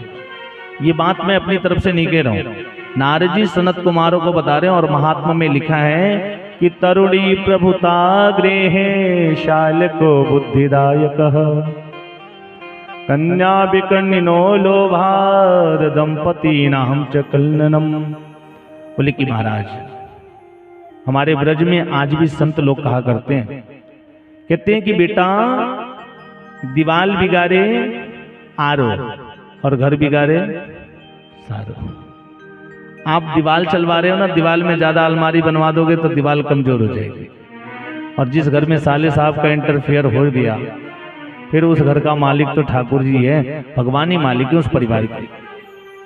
और आप इतिहास देख लीजिए, मामा सपनी को देख लीजिए। बोले वृंदावन बिहारी लाल की जय। आज नारद जी कहते हैं कि लेकिन इस पूरी पृथ्वी में चारों तरफ से घूमते घूमते जब मैं वृंदावन में पहुंचा तो मैंने एक आश्चर्य देखा। इस संसार में भक्ति ज्ञान वैराग्य, भक्ति की राजधानी कौन सी है? भक्ति की राजधानी है वृंदावन, और ज्ञान की राजधानी काशी, और वैराग्य देखना हो तो उत्तराखंड में चले जाइए। काशी में कभी कभी आपको झाड़ू लगाने वाला व्यक्ति भी ऐसा मिल जाएगा ना कि इतनी ऊंची बात करेगा जो हमारे दिमाग के ऊपर से निकल जाएगा। विद्या की राजधानी है सर्व वेदों की राजधानी, सारी वेदों की विद्याएं पढ़ाई जाती हैं काशी में। और भक्ति देखना है तो वृंदावन में जाइए। आज भी रिक्शा चलाने वाला जब बिहारी जी के मंदिर की तरफ गली में जाओगे ना, तो आपको साइड लेने के लिए घंटी नहीं बजाएगा, आपसे ऐसा नहीं बोलेगा हट जाओ साइड, तो वो राधे राधे ही बोलेगा। नारद जी कहते हैं कि मैं घूमते घूमते जब वृंदावन में पहुंचा ना, तो मैंने देखा एक आश्चर्य, कौतूहल। मैंने देखा कि एक युवती है और उसकी गोद में दो वृद्ध पुरुष लेटे हुए थे। उन दोनों वृद्ध पुरुषों को लेकर के वो युवती रुदन कर रही थी, रो रही थी। बड़ी लोगों की भीड़ लगी थी, मैं भी वहां चला गया। मैंने जाकर के उससे पूछा कि देवी आप कौन है और आप क्यों रुदन कर रही हैं, क्यों रो रही हैं, आपके दुख का कारण क्या है? उस युवती ने जवाब दिया कि मेरा नाम भक्ति है, और ये दोनों जो मेरे गोद में लेटे हैं ना, ये दोनों मेरे पुत्र हैं।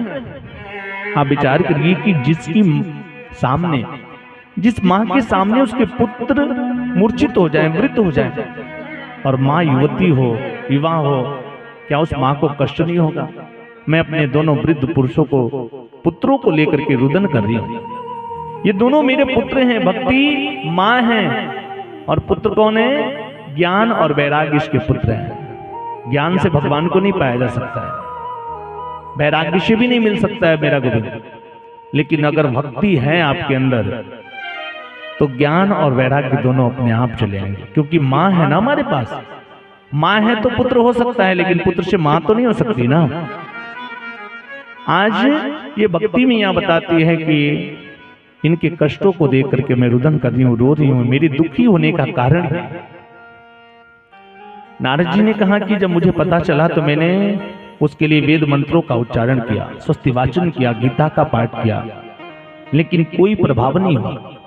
और उस समय आकाशवाणी हुई, सत्कर्मसु च्युतो नून ज्ञानी यज्ञ स्मृतो बुधे श्रीमद्भागवतालाप शतु गीत शुकादभिः।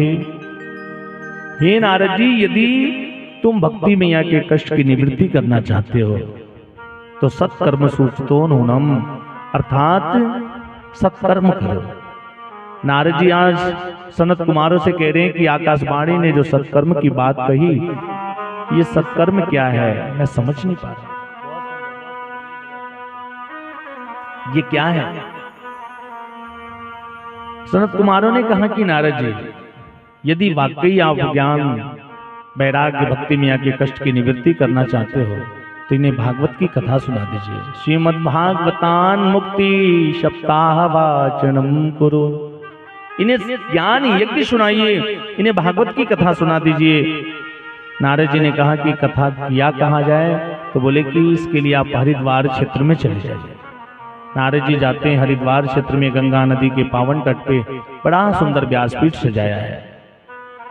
आज नारद जी जजमान बने, मैया भक्ति को बुलाया, माँ भक्ति आपके कष्ट की निवृत्ति के लिए मैं कथा करने जा रहा हूँ, आप भी आकर के विराजमान होइए। भक्ति मैया अपने दोनों पुत्रों को ज्ञान वैराग्य को लेकर के आ रही है। आज सनक सनातन सनत कुमार चारों भैया व्यासपीठ पे विराजमान है, नारद जी श्रोता बने हैं, कथा प्रारंभ होने जा रही है। धीरे धीरे बड़े बड़े संतों को ये बात पता चली, देखते देखते बिल्कुल कुंभ के जैसा माहौल हो गया, कुंभ के जैसा वातावरण हो गया। बड़े बड़े संत जन विराजमान हो गए कि आज नारद जी जजमान बने हैं, श्रोता बने हैं।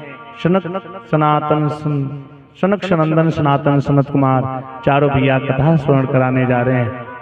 बड़ी संतों की भीड़ लग गई। आज ये हम लोग भी अपने मन और वाणी को, शरीर तो हमारा यही है, लेकिन अपने मन को लेके चलते हैं हरिद्वार क्षेत्र में, जहां ये कथा प्रारंभ होने जा रही है। बोल राधे कृष्ण भगवान की।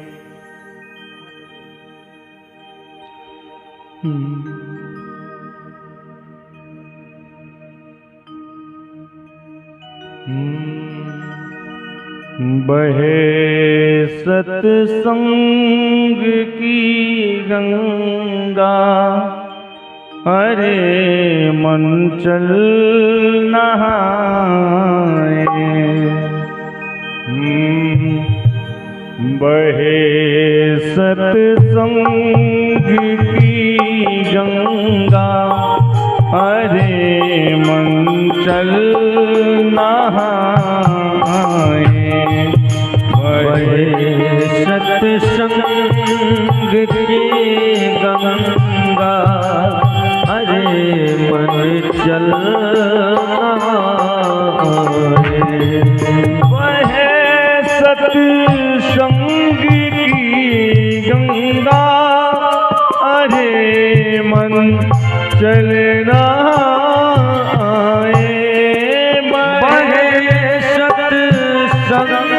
की गंगा, रे मन चल नहाए।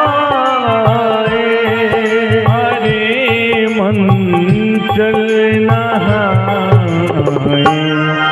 जिसे तू भूल बैठा है, जिसे तू भूल बैठा है, उसे फिर से दिखा लाए। सत्संग की गंगा, चल रहा है। श्री राधे।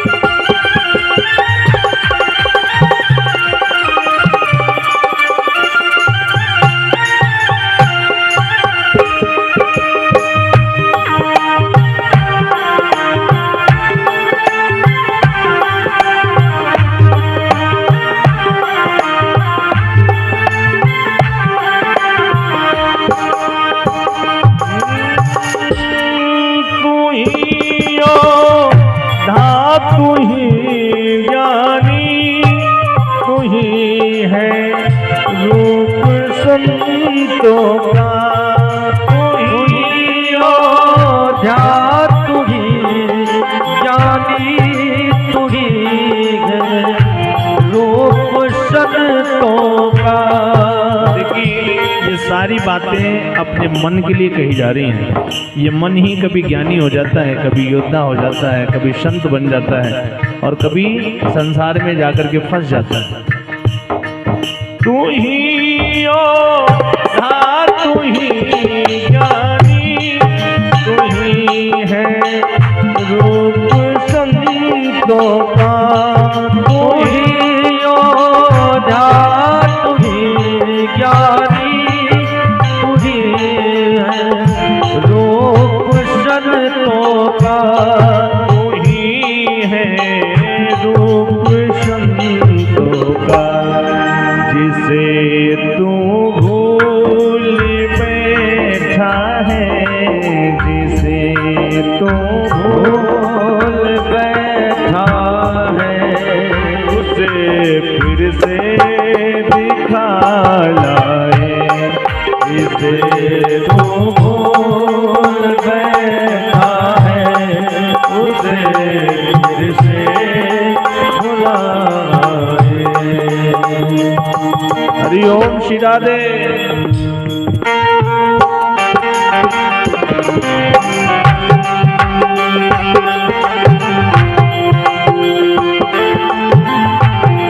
आप सभी मीठी मीठी तालियों के साथ गाएं।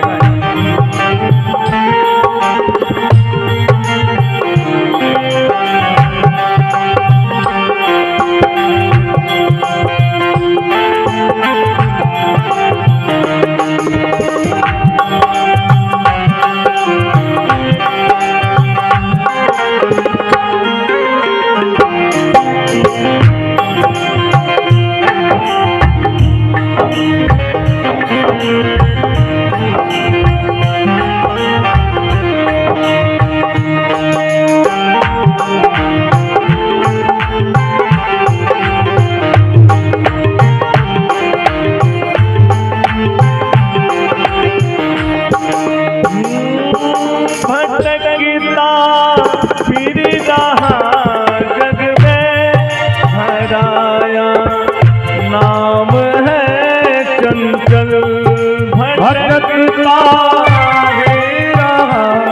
जग में, आया है मन चंचल। ये मन बड़ा चंचल है ना, लोग कहते हैं मन। अभी हम यहाँ बैठे हैं और इसमें से जो लोग बॉम्बे गए होंगे ना, आंख बंद करते ही बॉम्बे की जुहू की छवि आपको दिखाई देने लगी। भटकता फिर रहा जग में, धराया नाम है चंचल, धराया नाम है चंचल। लगा है धर्म का मेला, लगा है धर्म का मेला। अरे मन चल दिखा लाए, लगा है धर्म का मेला। अरे मन चल दिखा लाए।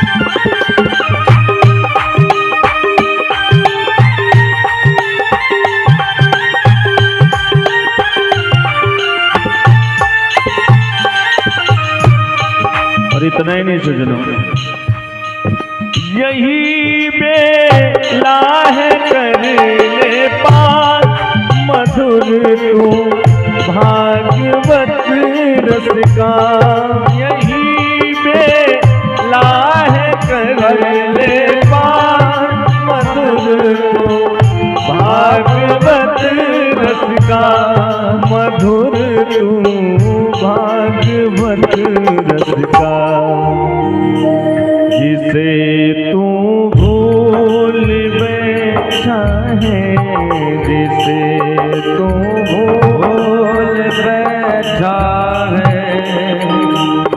उसे फिर से दिखा लाए, जिसे तू भूल बैठा है, उसे फिर से दिखा लाए।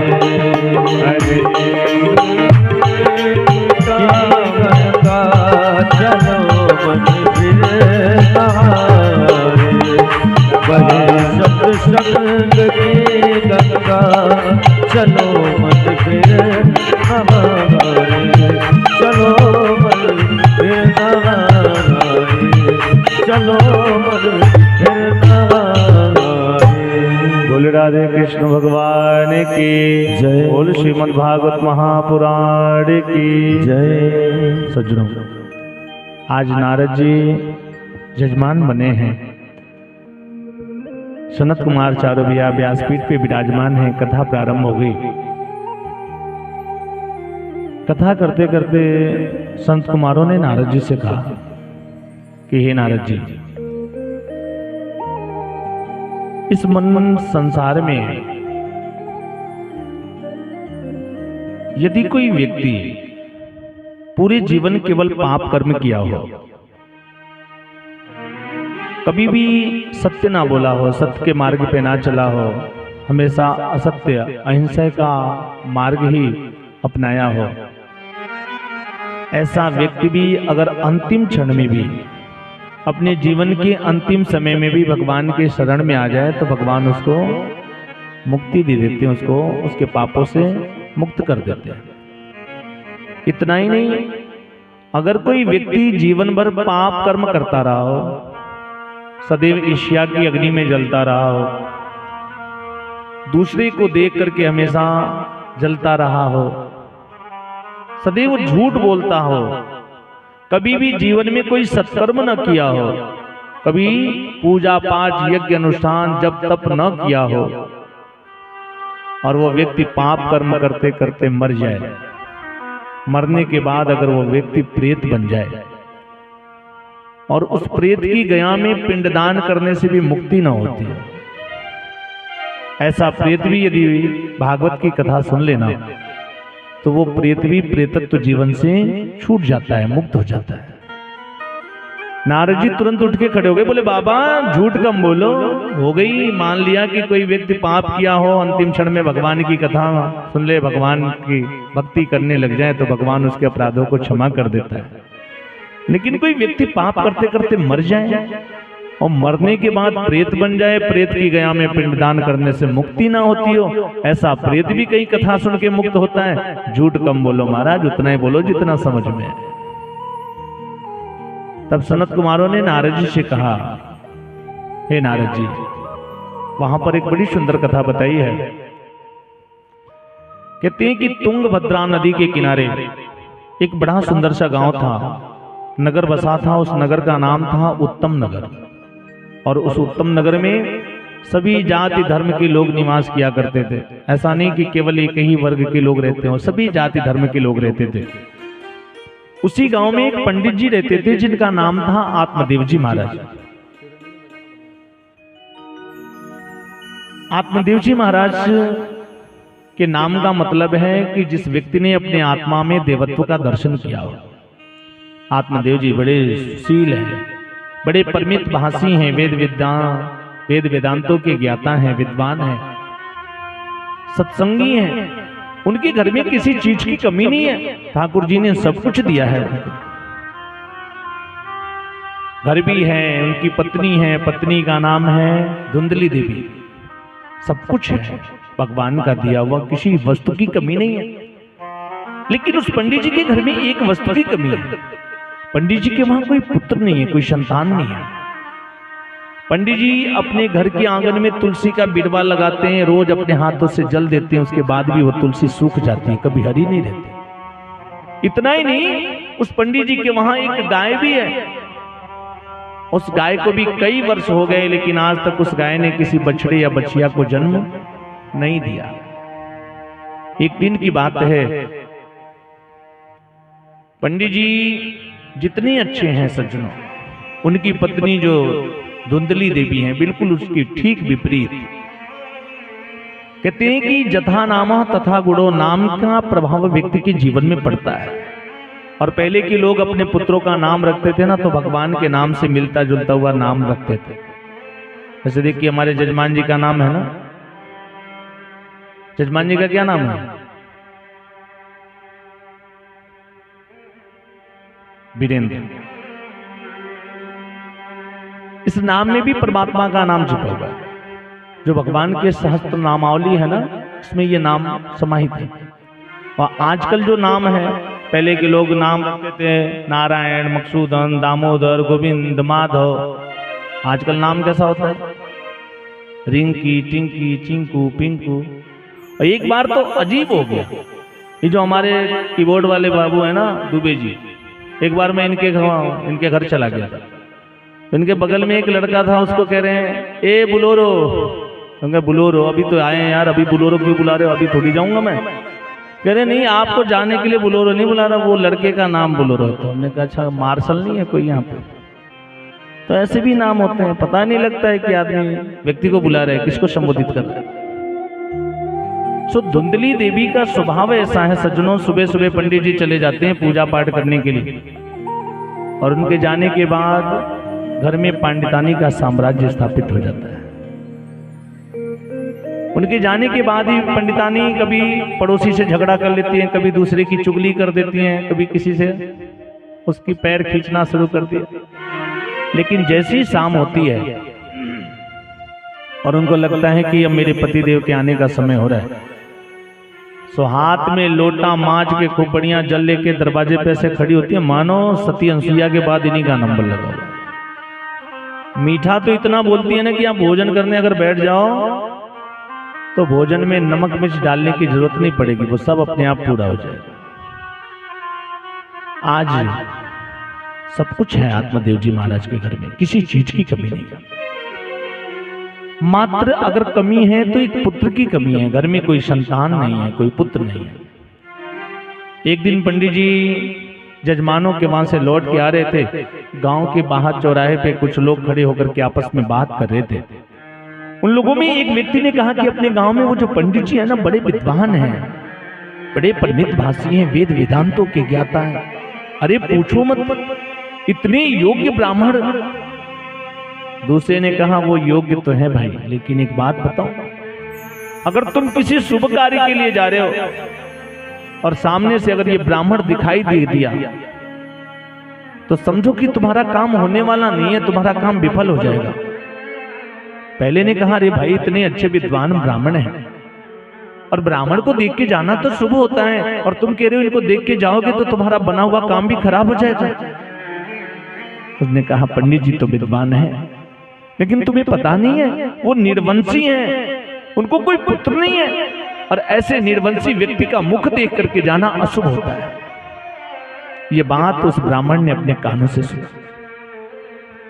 रात में जब अपने घर आते हैं ना, तो भोजन नहीं किया उस ब्राह्मण ने, आज उसको नींद नहीं आ रही है। रात्रि के समय जब सारी दुनिया सोती है ना, तो जो संत होते हैं ना वो चिंतन करते हैं। उस ब्राह्मण को नींद नहीं आ रही है, मन में सोचने लगा कि एक पुत्र न होने के नाते इन लोगों ने मेरा इतना बड़ा अपमान किया, मेरे बारे में ऐसी बात सोचते हैं। अगर भगवान ने मुझे पुत्र दिया होता तो ऐसी बात मेरे कानों में सुनने के लिए तो नहीं मिलती।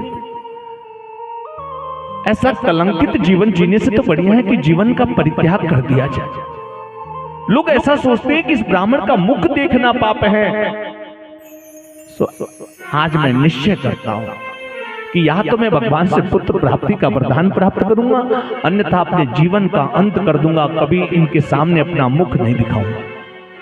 और ऐसा सोच करके वो ब्राह्मण आज मध्य रात्रि के समय अपने घर से निकल पड़ा। एक निर्जन वन में जाकर के एकांत में चुपचाप बैठ करके वो ब्राह्मण रुदन करने लगा, रो रहा है बड़ी जोर से, भगवान को याद कर रहा है कि भगवान अगर तुमने मुझे एक पुत्र दिया होता तो लोगों को ये कहने का अवसर तो नहीं मिलता, और ऐसा कलंकित जीवन जीने से तो बढ़िया है कि मैं अपने जीवन का परित्याग कर दूं। और आज मैं निश्चय किया हूं कि या तो मैं आपसे पुत्र प्राप्ति का वरदान लूंगा, अन्यथा अपने जीवन का परित्याग कर दूंगा, लेकिन लौट करके अपने गांव में, अपने नगर में नहीं जाऊंगा। वो ब्राह्मण फूट फूट करके रो रहा था, और उसी समय उसी मार्ग से एक संत जा रहा था। संत के कानों में किसी के रोने की आवाज सुनाई दी। वो संत सोचने लगा कि मध्य रात्रि का समय है, इस निर्जन वन में भला कौन मनुष्य बैठ करके रो रहा है, उसकी उदासी का कारण क्या है।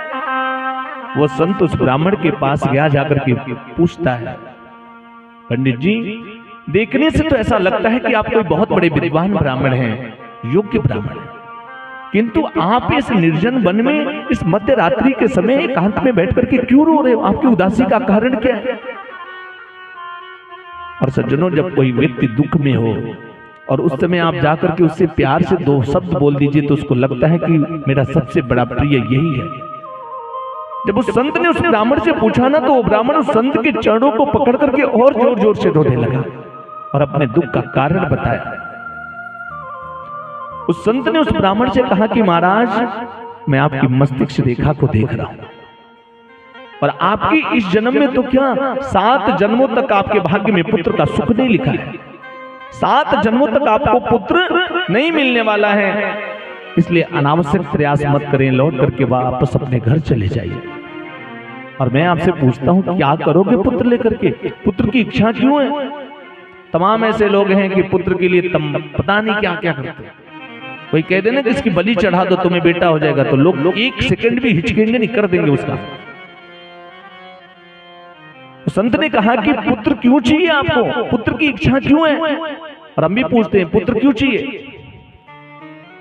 उस ब्राह्मण ने कहा कि पिता की चिता को जब पुत्र ही आग देता है तभी पिता को मुक्ति मिलती है। हमारी चिता में आग लगाने के लिए हमें पुत्र की आवश्यकता है। उस संत ने कहा कि यदि पुत्र लायक है तो पुत्र की मुखाग्नि देने से पिता की मुक्ति हो सकती है, लेकिन यदि पुत्र नालायक है,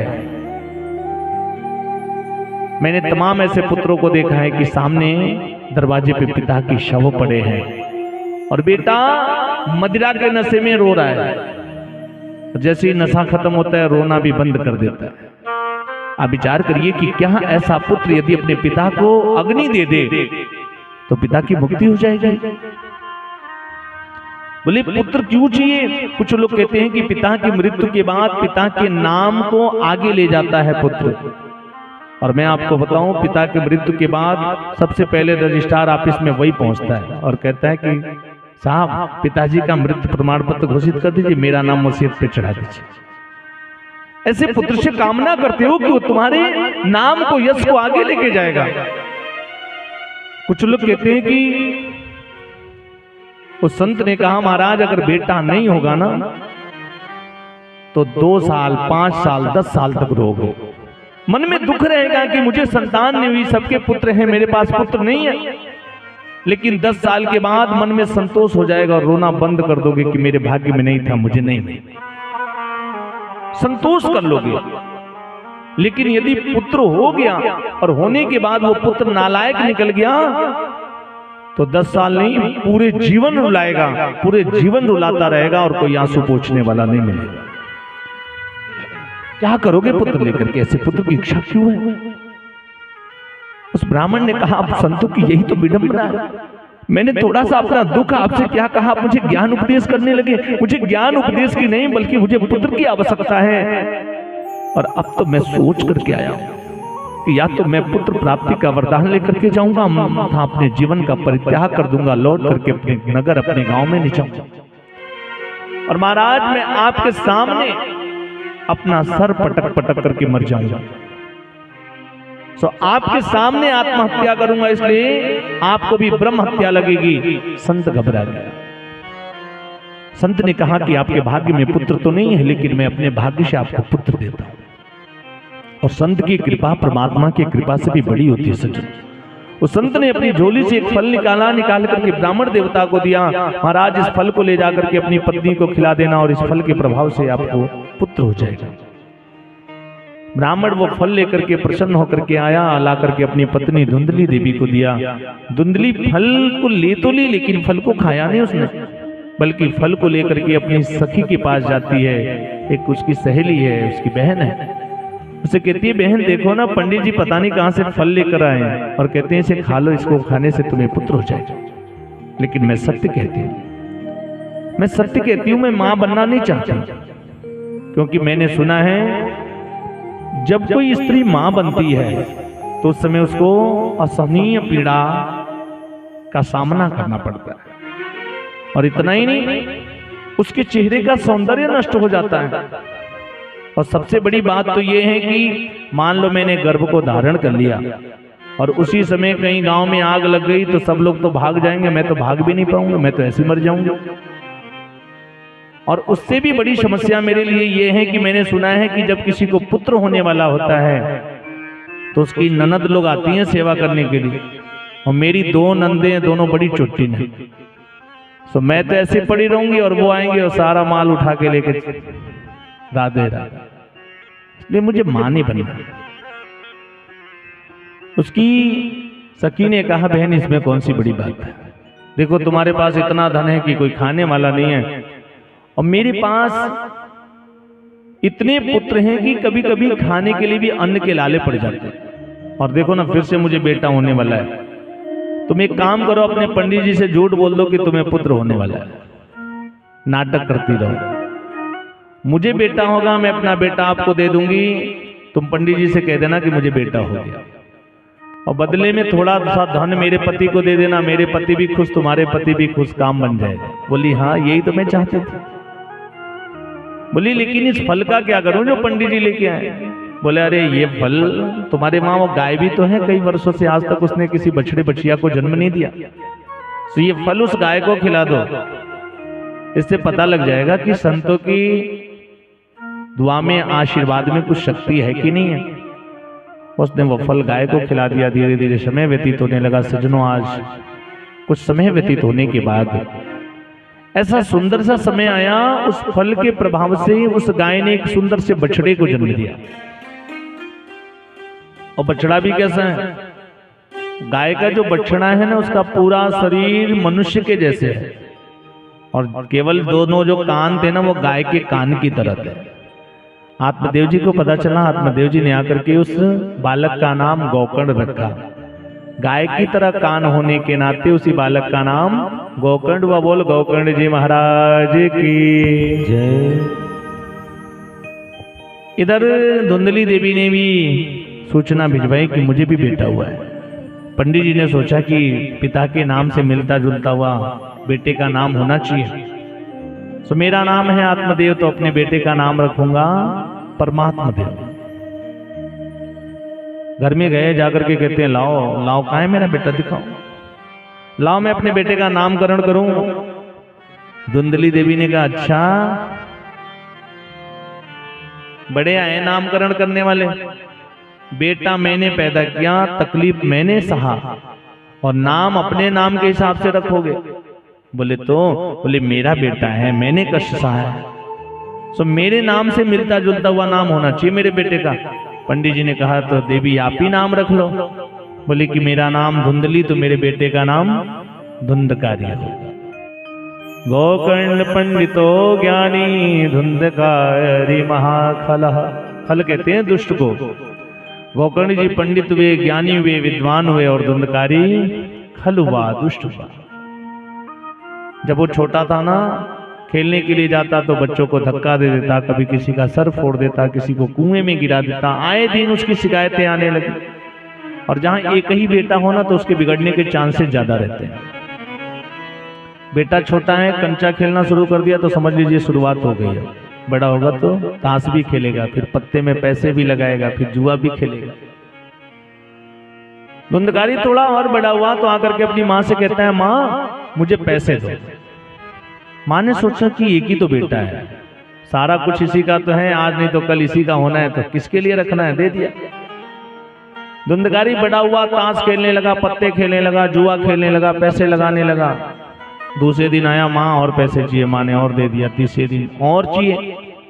माँ ने कहा रोज पैसे लेके जाता है, करता क्या है। माँ ने देने से मना कर दिया। फिर अपनी माँ को गाली देने लगा, शब्द भाषण करने लगा। माँ ने देने से मना किया तो अपने घर की चीजों को चुरा करके बाहर बेचने लगा, घर में चोरी करने लगा। एक दिन तो आकर के अपनी माँ को इतना भला बुरा कहा कि धुंधली देवी अपने बेटे की बातों को सुन करके बहुत आहत हो गई, बर्दाश्त नहीं कर पाई।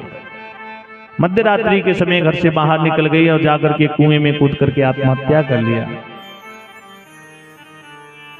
इधर धुंधकारी और बड़ा हुआ, मदिरा पान करने लगा, जुआ खेलने लगा, तमाम गलत आदतों का शिकार हो गया। एक दिन उसके पंडित जी आत्मदेव जी महाराज अपने घर के आंगन में पहुंचे तो देखते क्या है कि घर के आंगन में शराब की बोतलें पड़ी हैं, मांस के टुकड़े पड़े हैं। ये देख करके उस ब्राह्मण को संत की बात याद आ गई। उस संत ने कहा था कि बेटा नहीं होगा तो 2, 4, 5, 10 साल तक रहोगे, लेकिन बेटा होने के बाद यदि नालायक हो गया तो पूरे जीवन रुलाता रहेगा। अगर उस दिन उस संत की बात मान लिया होता तो आज मुझे ये दिन नहीं देखना पड़ता। बेचारे निराश होकर के रुदन करने लगे। उसी समय गोकर्ण जी आते हैं, आकर के पूरी रात बैठ करके अपने पिता जी को ज्ञान उपदेश करते हैं। और गोकर्ण के उपदेश से आत्मदेव जी के मन में ज्ञान उत्पन्न हो गया, विरक्ति आ गई। आत्मदेव जी अपना घर छोड़ करके वन में चले गए भगवान की तपस्या करने के लिए। इधर गोकर्ण जी महाराज तीर्थों की यात्रा के लिए निकल पड़े। अब तो धुंधकारी का एक छत्रराज हो गया, माँ पहले से मर गई थी, पिता भी चला गया, बड़ा भाई भी चला गया, अब कोई रोकने वाला नहीं। धुंधकारी 5-5 वेश्याओं को ला करके अपने घर में रहने लगा, उनके साथ तत्व होने लगा, चोरी करने लगा। कुछ समय व्यतीत होने के बाद 5 वेश्याओं ने विचार किया कि धुंधकारी रोज चोरी करता है, एक न एक दिन पकड़ा जाएगा, और जिस दिन पकड़ा जाएगा तो राजा इसके साथ साथ हमें भी दंडित करेगा, दंड देगा। तो हमें तो इसके धन से मतलब था, वो हमने ले लिया, अब हमें इसकी आवश्यकता नहीं, हमें कोई दूसरा घर देखना चाहिए। आज 5 वेश्याओं ने मिलकर के आपस में विचार विमर्श किया। धुंधकारी मध्य रात्रि का समय है, अपने सर पे चोरी का माल लेकर के, सर पे काली पट्टी बांध करके, मदिरा पान करके और अपने घर की तरफ आ रहा है।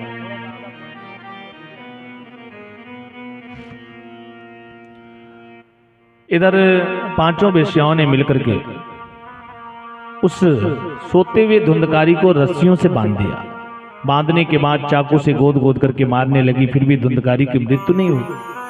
तब उन वेश्याओं ने मिलकर के धुंधकारी के मुख में जलती हुई आग के अंगारे ला करके डाल दिया, जिससे तड़प तड़प करके धुंधकारी की मृत्यु हो गई। मरने के बाद उस धुंधकारी को उसी के घर में कब्र बना करके उसको ढक दिया और 5 वेश्याएं वहां से चली गई। इधर कई वर्षों के बाद घूमते घूमते एक दिन गोकर्ण जी महाराज अपने गांव में, अपने नगर में पहुंचे तो रात्रि का समय था। गोकर्ण जी ने सोचा कि इस समय अगर मैं गांव वालों को पता चलेगा कि मैं आया हूं कई वर्षों के बाद, तो सब लोग मेरे सेवा में, आवा भगत में लगेंगे। और संत के ये लक्षण होते हैं कि संत अपने लिए, अपने सुख के लिए दूसरे को दुखी नहीं कर सकता। गोकर्ण जी ने सोचा कि लोगों की नींद खराब होगी, लोगों के सुख में मैं बाधक बनूंगा, इसलिए आज रात्रि अपने पुराने घर में निवास करता हूं, प्रातः काल समस्त ग्रामवासियों से मिलूंगा। तो उसी घर में जाकर के और जैसे ही बिस्तर लगा करके गोकर्ण जी महाराज विश्राम करना चाहते थे, अपना आसन लगाया है। ये धुंधकारी अनेक प्रकार का स्वरूप बना करके गोकर्ण जी महाराज के सामने आने लगा। कभी भैंसे का स्वरूप बनाता है, कभी बहुत बड़ा प्रतिबिंब छाई बन करके आता है, अनेक प्रकार से आवाज करने लगा। गोकर्ण जी महाराज उठ करके बैठ जाते हैं, कहते हैं भाई तुम कौन हो और मुझे क्यों डराने का प्रयास कर रहे हो। वो बोल नहीं पा रहा है। प्रेत की एक विशेषता बताऊं, प्रेत का जो शरीर होता है ना सज्जनों, बहुत बड़ा होता है और उसका मुख उतना ही छोटा होता है। तो उनको कुछ खाने पीने के लिए जब नहीं मिलता है, वो कुछ खा पी नहीं पाते हैं, तो अपने परिवार के लोगों को ही परेशान करना शुरू करते हैं। गौकर्ण जी ने अपने हाथ में जल लिया, जल लेकर के मंत्र पढ़ा और जैसे ही उस प्रेत के ऊपर सिंचन किया ना, वो प्रेत बोलने लगा, अहम भ्राता तो दीयोस्मी धुंधकारी नामतः। हे भैया मुझे नहीं पहचाना, अहम भ्राता तो दीयोस्मी, मैं आपका भाई धुंधकारी नामतः, मेरा नाम धुंधकारी है। गौकर्ण जी ने कहा कि धुंधकारी, तुम्हारी मृत्यु की सूचना मुझे तीर्थ में मिली थी और मैंने तुम्हारे लिए गया में जाकर के पिंडदान भी किया था, उसके बाद भी तुम प्रेत जोनी में भटक रहे हो, तुम्हें मुक्ति नहीं मिली। सज्जनों, धुंधकारी रोने लगा। धुंधकारी ने कहा कि भैया मैं कोई छोटा मोटा प्रेत नहीं हूं, मैंने अपने जीवन में कभी कोई सत्कर्म नहीं किया और आप मेरे लिए एक नहीं बल्कि 100 बार, 100 बार अगर जाकर के पिंडदान कर दोगे ना, तब भी मेरी मुक्ति नहीं होने वाली है। और आपके जैसा विद्वान जिसका भाई हो, उसका भाई प्रेत जोनी में भटक रहा हो, ये शोभा नहीं देता। मुझे इस प्रेत जोनी से मुक्त कर दीजिए भैया, मैं इस प्रेत जोनी में अब रहना नहीं चाहता हूं, मैं बहुत दुखी हो गया हूं। गौकर्ण जी ने कहा कि भाई तुम चिंता मत करो, प्रातः काल होते ही मैं तुम्हारी मुक्ति का कोई ना कोई साधन अवश्य ढूंढ लूंगा।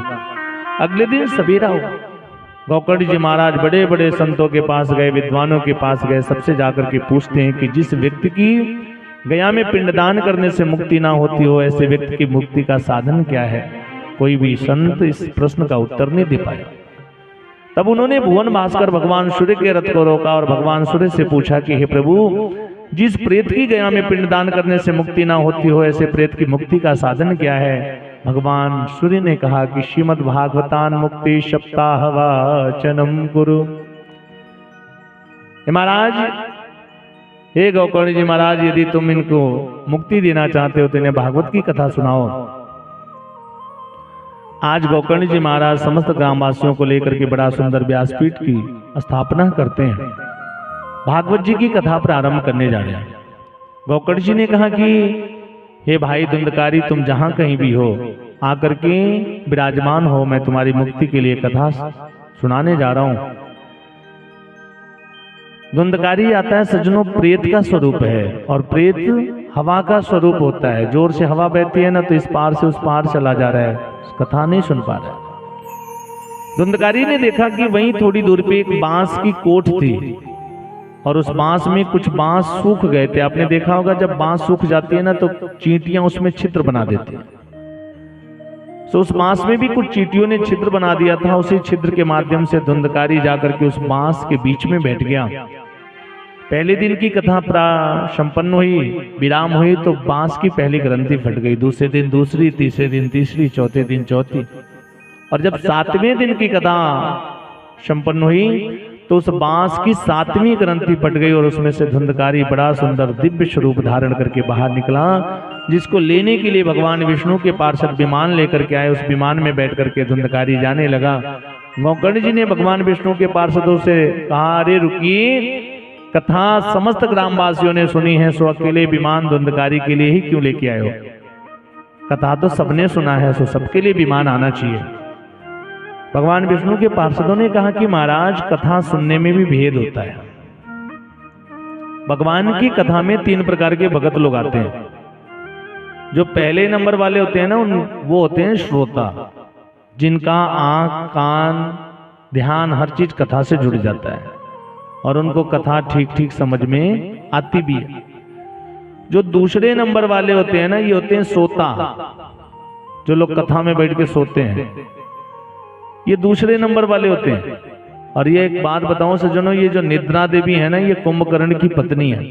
और जिस समय प्रभु श्री राम ने कुंभकर्ण का वध कर दिया तो निद्रा देवी आकर के रुदन करने लगे, राम तूने अच्छा नहीं किया। बोले क्या, तूने मेरे पति मेरे प्रीतम का वध कर दिया।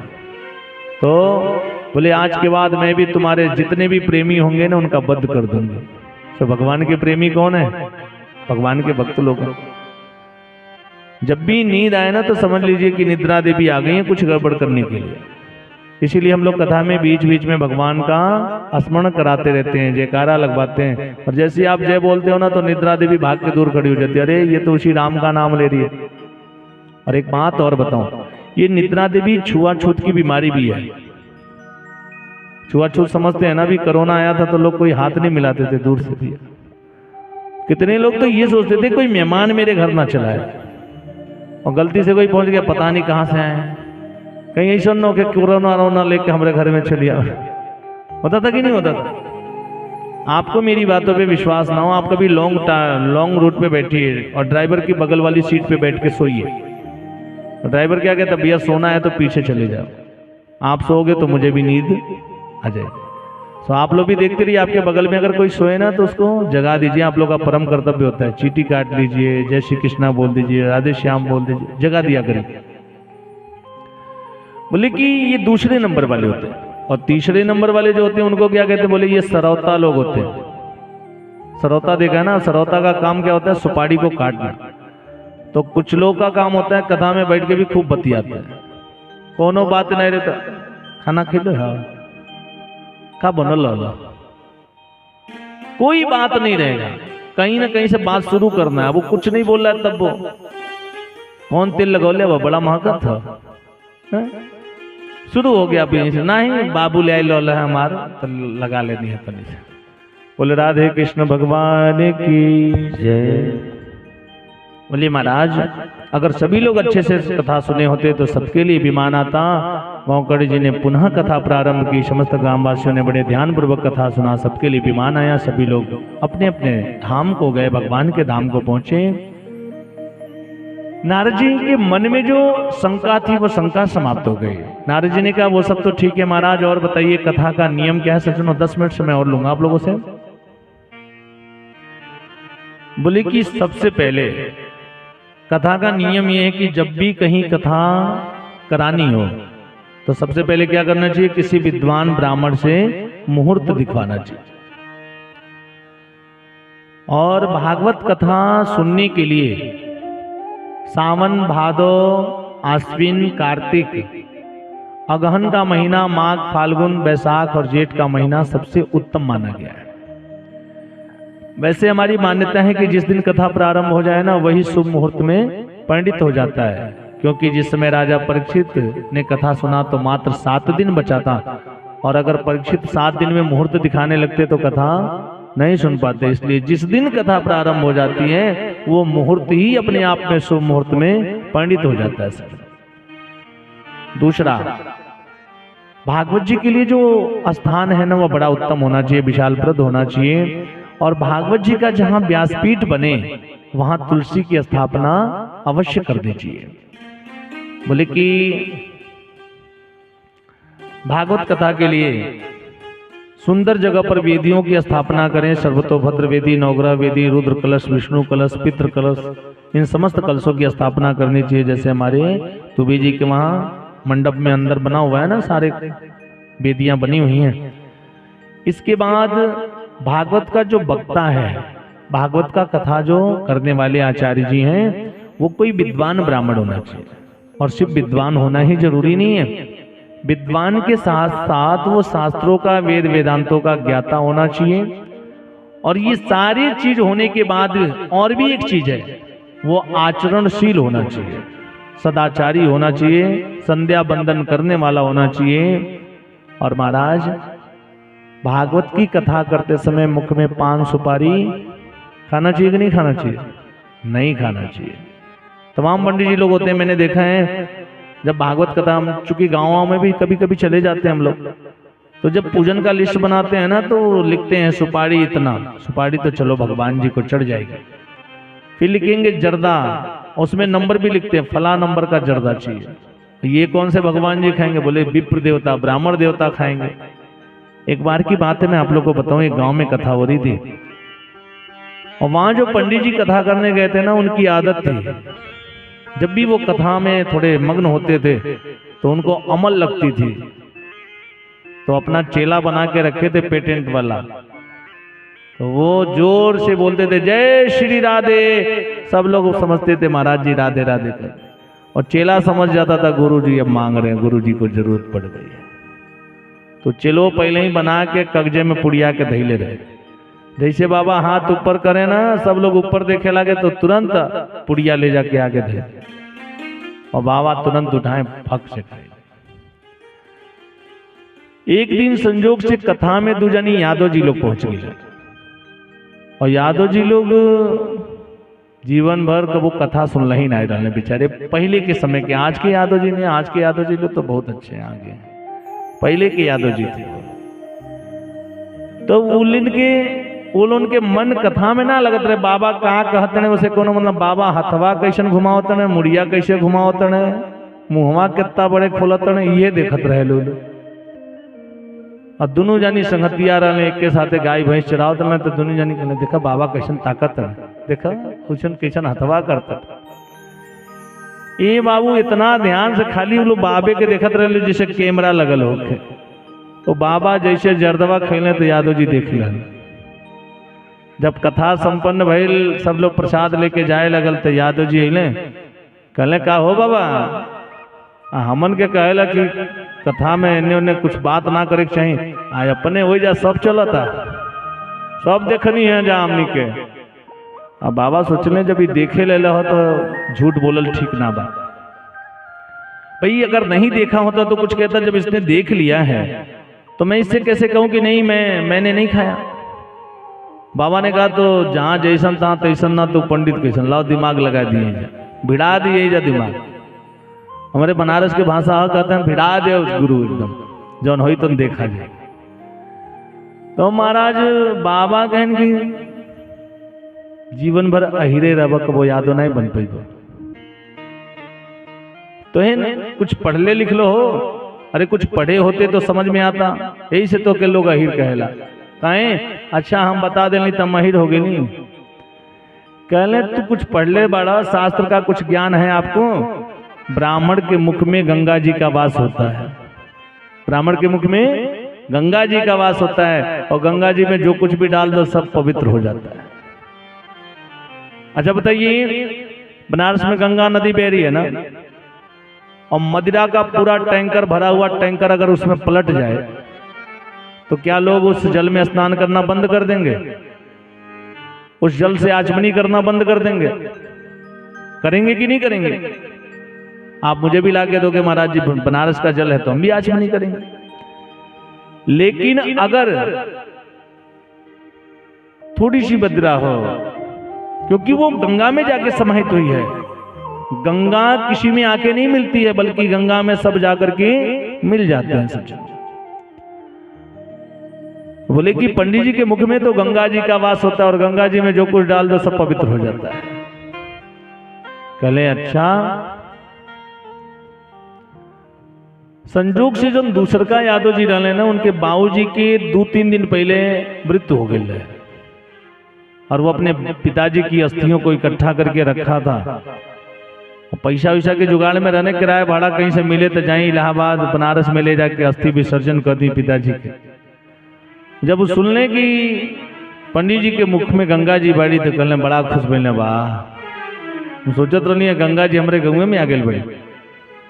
अगला दिन वो बेचारे कागज में पुड़िया के अपने बाबूजी के राखी उखी सब लेके अले।